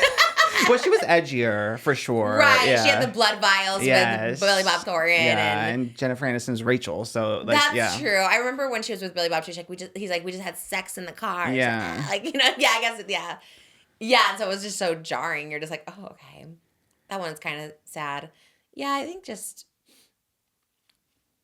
people are... I guess, like, the one I remember being gagged about was Taylor Swift and Joe Alwyn. Like, I remember having to cover that for ET, and, like, we were, like, the first ones. It was left with me being the only one. Like, it was, like, a Saturday or something, so it was my day, and I was the only one. I remember, like, having to craft, like, be the one to break the story, and I felt like I was the president or something. I'm like, this is a big story. I remember DMing Popcrave. I was like, Popcrave, I'm about to tweet something you're gonna want to see in about 30 minutes. Wow. I get everyone. I was doing the PR. I was like, listen, Pop Base, we got to get on this. I got breaking news coming. Wow. Yeah, it was wild. But was it a big deal? It was a big deal, I think, because they're so private and they were together 6 years. Mm-hmm. So like her longest relationship, and you just didn't hear much about him because it was so private. And then when you through the songs, you hear about why they broke up. You're like, yeah, okay, this makes sense. But at first, the Swifties were on, and everyone, like, I am a Swiftie, but the Swiftie turned on me with the quickness. They're like, this is fake. You're liar. You fake journalist. Like, this isn't real. I was like, girl, it's real. They were on my. Oh, wow. You can't be. Yeah. What do they say? Like, don't shoot the messenger. Yeah, you know? Exactly. And they wanted my on a spike, but yeah, once it confirmed, now everyone doesn't like Joe Alwyn. He was also at the Golden Globes, but I don't know him at all. Like, at all. What's he from? Name a famous movie. I don't know. Never heard of that man. But, you know, I didn't even see my Golden Globes last night. Like, I feel like I see everybody. I'm like, oh, that person. I didn't even see him. He was people kept, I mean, my FYP, of course, because a little biased, but it kept, Nikki Glazer is like a Taylor Swift stan, so the playlist was a lot of, like, Taylor songs. And so he was, like, subjected to having to hear them all during the commercial break. And the one, especially, like, the Fatal Ophelia, which is about, like, leaving Joe Alwyn and going to Travis Kelce. Oh. So that must be a little awkward. I would hate to be in, like, if someone wrote a song about me and then being in a room where I had to hear those songs. I'd be a little annoyed, I think. Yeah, but kind of also a flex. But yeah, it's about me. Yeah, especially a Taylor Swift song. I think I would take anything that she'd write about me. If she's like, that girl, like, that's funny. Yeah, I guess, like, my equivalent, if Travis and Taylor broke up, I guess that would be. Yeah. I would actually be shocked by that because they're. Yeah. Right. Yeah. I guess Justin and Hailey, I'd be pretty gagged by. I guess because they've been through so much at this point. Yes. Yeah, that would be crazy. They've been through so much that, like. Yeah, I think people want that. I think it's more shocking that they stay together. Everyone's like, oh wow, they've really pushed through and endured this. Yeah, I think was it like New Year's? Her New Year's Instagram post was like, here's to like eight New Years we spent together or something like that. Hailey posted, and then people were like, well, actually, like, he was with Selena this year. Like, there was like, people were doing the math, and they were like, well, technically, yeah, like, he was with her one December, but then like by end of January he went back to Selena one year. People love to discredit that girl. I feel for Hailey. She needs to she looks good in the new Victoria's Secret ads. She does, great. yeah. I think she's real pretty. There was more Jaylee. Do people call him Jaylee? Did I make that up? I think you made it up. Okay. I don't know, but I don't know. You could be on. Maybe I made that. I could very well have made that up. But Hailey again gives me a Trisha moment because people were on her because there was a rumor that she reposted a TikTok that criticized her relationship with Justin Bieber, but like how Justin mistreats her. And she liked it. She reposted it. Oh, repost is bigger. She issued a statement on like her Instagram story shutting it down, saying that she did not repost it. She said, I know you guys who live on the internet are really, God, I really want to like her. I really do. But when she claps back, I'm like, girl, we can tone it down a little bit. I get it. She's like, it's pointed because she goes through a lot of shit. I get it. But I'm like, damn, like maybe we could work on the verbiage. Like, you know, like let's make it. Anyway. I know you guys who live on the internet are really bored, but I didn't repost any videos speaking on my relationship. Have a beautiful Saturday. I know. I feel like it's also just like she doesn't need to. I know. Like any of it. Like I feel like when you're married to Justin Bieber, you won. Like you won everything. I feel like when you give people that, they're like, "Huh, it's getting to And her." it's all like we've gone through this so many times at this point. Like she always has to issue the statement like shutting down like speculation or whatever. At this point, we know you guys already you have a baby. You know, Jack Blues we love. But you're not going anywhere. Yeah.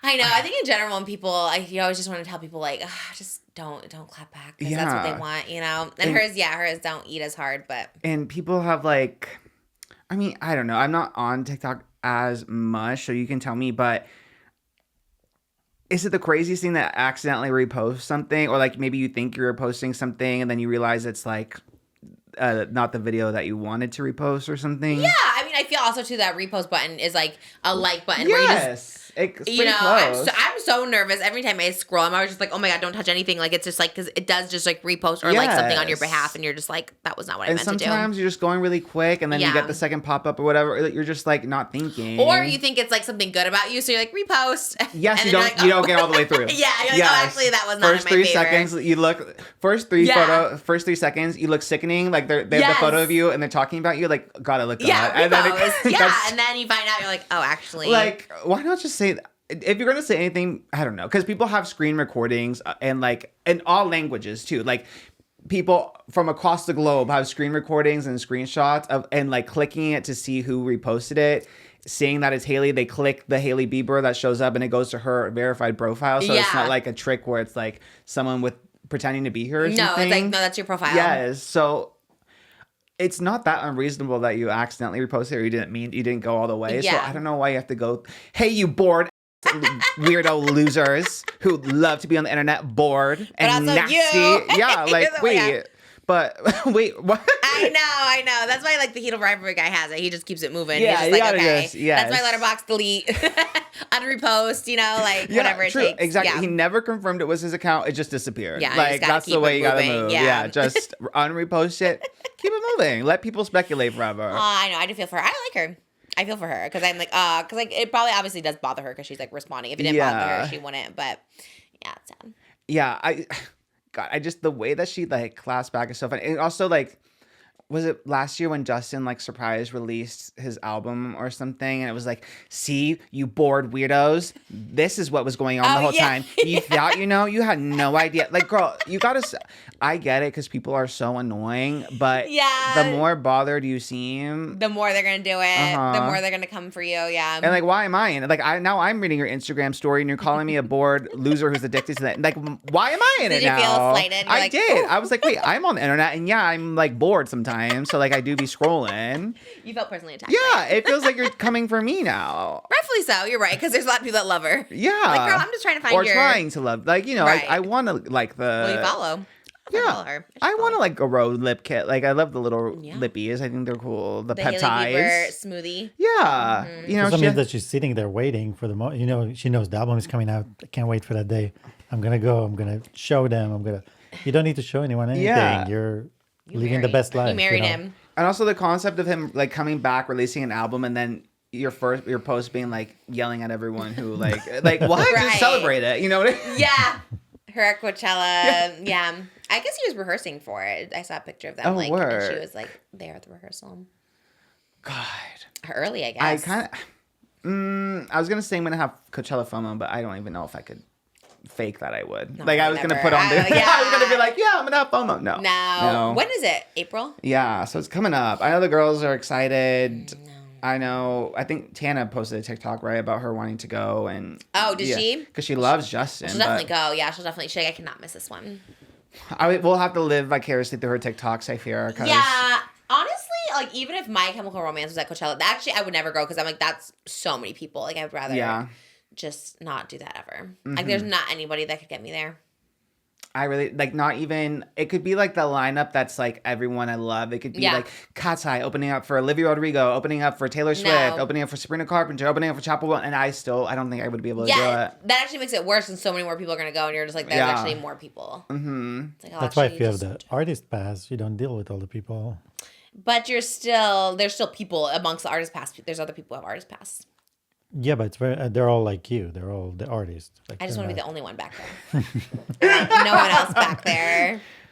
Yeah, because you're still having to go around the golf cart and stuff, right? And wait in line. No, but you're completely. It's like a parallel world. It's completely disconnected from the crowds. But we heard someone said that you had to wait for a golf cart to take you somewhere. Where Well, you were different. You were with a band that was playing, but I think people who just buy artist passes, they have to like wait for golf carts to take them around. Like they don't. you can't just buy it. You have to be You can buy an artist somebody. pass. You have to be. You can buy artist pass. Ari does. Like you can buy them. They just sell out really quickly. You can 100% buy them because she buys them. I think it must be different type of a pass. I think it's artist pass. Because you couldn't go backstage. You're gonna just walk up to the backs of the stage. Where I mean, I think that's so different. I think that's like performance. But there's like artist pass where you're. So that's what I'm talking about. The people that actually. He's talking work about the and perform. above that, the most you're VIP the you can artist. get. You're Yeah. the Right. So artist. basically, That's it.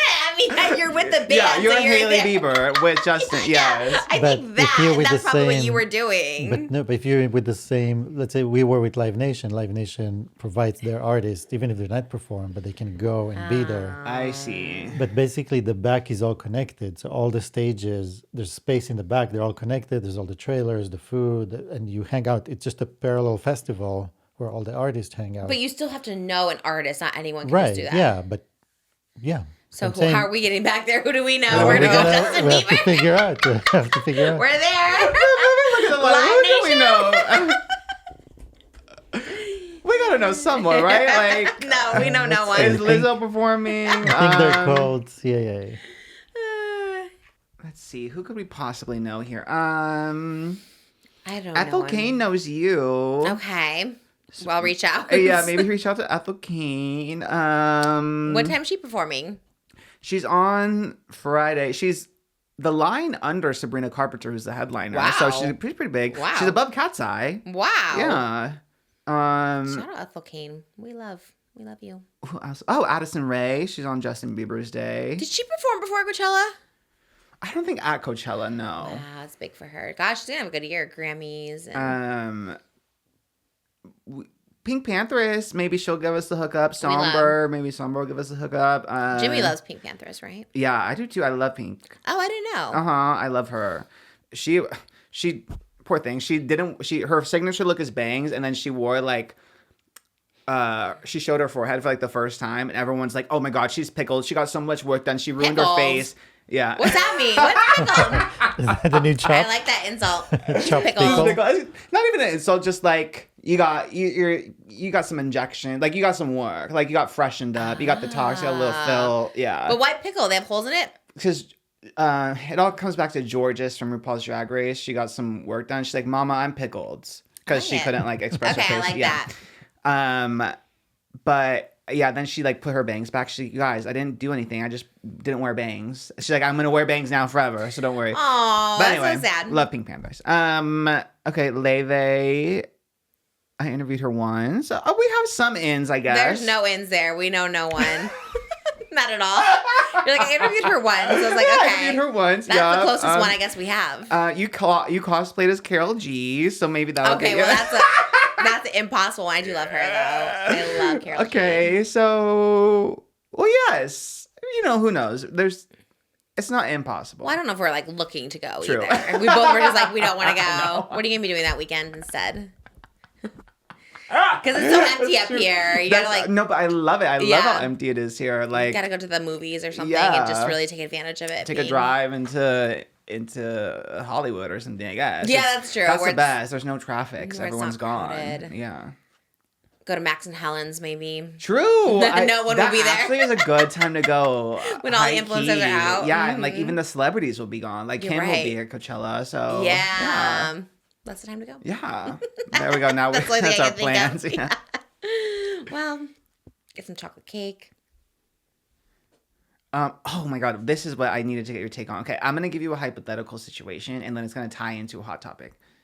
Okay. Love hypotheticals. Yes, Most okay. always like, you're always doing hypotheticals. I'm like, that's my fave. Okay, Just in case. I'm gonna tie it back into the iHeart Awards. Okay, so say in your category is an animal who was on Broadway, but like was kind of the star of the show, almost like a Lassie, I guess. What if there's like a Lassie Okay. musical, and a dog that played Lassie Uh-huh. was also nominated for best Broadway or favorite Broadway debut, but it was like a serious cast. Like, you know, it's you and all these other like professional actors and singers. Human actors. And there's only Lassie's the only dog in there. And then to be cutesy, the award show gives it to Lassie. Yeah, absolutely not. It's giving America's Got Talent. Simon Cowell loves a dog act. It's like it is giving that. But dog acts can't perform in Vegas for every single night, 8 shows a week. Like that's so crazy. Oh my God. Why? Because at the Astra Film Awards, there was a dog who beat famous actors like Ethan Hawke, Alison Brie, Alfie Williams, Sally Hawkins, and Sophie Thatcher for best performance in a horror or thriller. Okay. And the dog Indy, who starred in the movie Good Boy, won. I mean, yup. Did you see it? No, but I saw the trailer for it. It basically is a horror movie, and it's like kind of like from the perspective of a dog. But the gag is the dog doesn't know he's acting. You know what I mean? The dog was also the director's personal dog. Okay. So the dog thought he was just hanging out with his owner. Dog. It is a Nepo dog. Totally. It's also giving like kind of problematic because I feel like, you know, to get the dog to do whatever they need to do, they're like, here's some peanut butter. Yeah, the power imbalance. The bell's coming. Like, you know, like he's probably like, I'm just trying to eat. And they're making me jump through a hoop or something, you know? So I think all of it's problematic because dogs don't care about acting in awards the same way as humans do. They have their own kind of fun, you know? I can imagine like Ethan Hawke showing up. He got nominated for like the Black Phone too. So him showing up to this award show and it's like, damn, this dog wasn't even there. The dog had to send in a video message is also the guy. And Ethan Hawke was there. That's crazy. To me, I always think, hence why I'm showing up to the iHeart Awards, is like I always think if you show up, you get it. Yeah, that's why I make it clear that I will be there. Because it's like, if you're not, that is crazy. I was seeing that at the Golden Globes last night too. It's like, because Cynthia wasn't there, so her like, you know, her Elphaba was the picture. I love the thing where it's like, they just show a screenshot and then everyone's like, damn, she looked so mad. She looked salty as hell that she lost, and it's just the screenshot. Which is funny because I saw people say that too with like Cynthia Erivo, but they did use her as Elphaba. Yeah. They put like a green picture in there, and I was like, that's crazy, but okay. But yeah, it's giving that where it's like, okay, if you're not there, like then you shouldn't. You know, I'm looking at clips, and all the clips, the dog has the same face, and he just does this eyebrow. Yeah, well, that's good. That's good. I haven't seen it, but it's a good interpretation of it. Maybe that's why he won. He won with those eyebrow acting. It's quite unusual. Well, congrats. What's his name? Indy. Okay, Indy. I like it, but I don't like that it was the award show because he doesn't care about it. You know what I mean? I don't, also, like, I feel like in general, like, animals probably don't want to act. They probably don't care about acting. Yeah, Maybe we use AI for that. Well, I don't know if AI. You can just, like, you know, CGI. Oh, what's the difference? AI, CGI, like, a person is creating it versus AI as a computer. Yeah. Okay, so CGI it. So they said the film has no dialogue in it. So it's like, I mean, the film, there's something interesting about the film. So it could have won something else. You know, maybe the director could have won or some. It sounds horrible. But just not. There's no talking. What are we in the 1920s? Charlie Chaplin? You're the mime. I wonder if Charlie Chaplin was a mime. I never even thought about that. Wow. Oh my god, that is funny. Oh my gosh. He was kind of mimey, huh? It was the silent movie. But he had the hat and he had like the makeup and a little mustache. Comedian, yeah. His granddaughter's in Avatar 3. No, okay, that's all right. Wow, because I wonder if it's nepotism. I think for sure because I mean she's very good in it. And like she's a villain and obviously like a lot of physical acting, whatever. But everyone kept saying, wow, Charlie Chaplin's, like, that was all the headlines. Charlie Chaplin's granddaughter stars in Avatar 5. Wow, yeah. To have that much, like, influence, like, 100 years later and be like, your granddaughter, actually. That's just granddaughter, not great-granddaughter. Let me see. Because I wasn't, what is her name? Is her name Billy, the granddaughter of Carrie Fisher? Billy or Lord. Debbie Reynolds. What is it? Billy Lord. Because her mom was Carrie Fisher and her mom was, like... Granddaughter. Charlie Chaplin's granddaughter. Wow. Yeah. Wasn't Charlie Chaplin in like the early 1900s? Una Chaplin is her name. Maybe 1940s, I guess. If you guys he was in film, he's probably like 1940s, 1930s. Not the first recommended search. What was Charlie Chaplin accused of? Uh-oh. Oh. Uh-oh. Not me. I'm not Charlie Chaplin today. I am Marcel Marceau. Ethan Slater as Marcel Marceau. Oh my god. Damn. Okay. Everyone was problematic back then. I know, back in the 50s, man. Did she act like him in the movie? She's like, She does a lot of physical acting, like a lot of like big movements, whatever. But she speaks, so I guess that really in Avatar. Yes, they speak English. I thought they were like they do speak a different language. Navi, I think, but they also speak English. They just throw in a couple like Navi words in there. I love the name Navi. My first crush ever was when I was 6 years old, and there was a Michael Jackson impersonator named Navi, and he was like, I think his name was like Navi Smith. I used to email him. I used to be like, hey, I love you. And he was like a British Michael Jackson impersonator. And when I'd go over to London to see Michael Jackson, like he would be outside the hotel, and I was like, it's Michael, and I'm like, no, it's Navi. Thank God you were born the age that you were, because if you were born in like this age of like TikTok and DM, like I cannot imagine baby Trisha like DMing the Michael Jackson impersonator on TikTok. I would be the Kyrie girl. I'd be like Trisha Jackson, like Trisha Navi, whatever. So I would be it really is unhealthy sometimes for unhealthy people, you know, like people who are not to have access to unhinged. things. Yeah, yes. Unhinged people having social media is wild to me, because yes, me as a child, diabolical. It's I was emailing people having AI. That's weird. Yeah, it's scarier. I was emailing Jay Moore. I was like, hey, I'm 12 years old. I love your show. And he write back weird.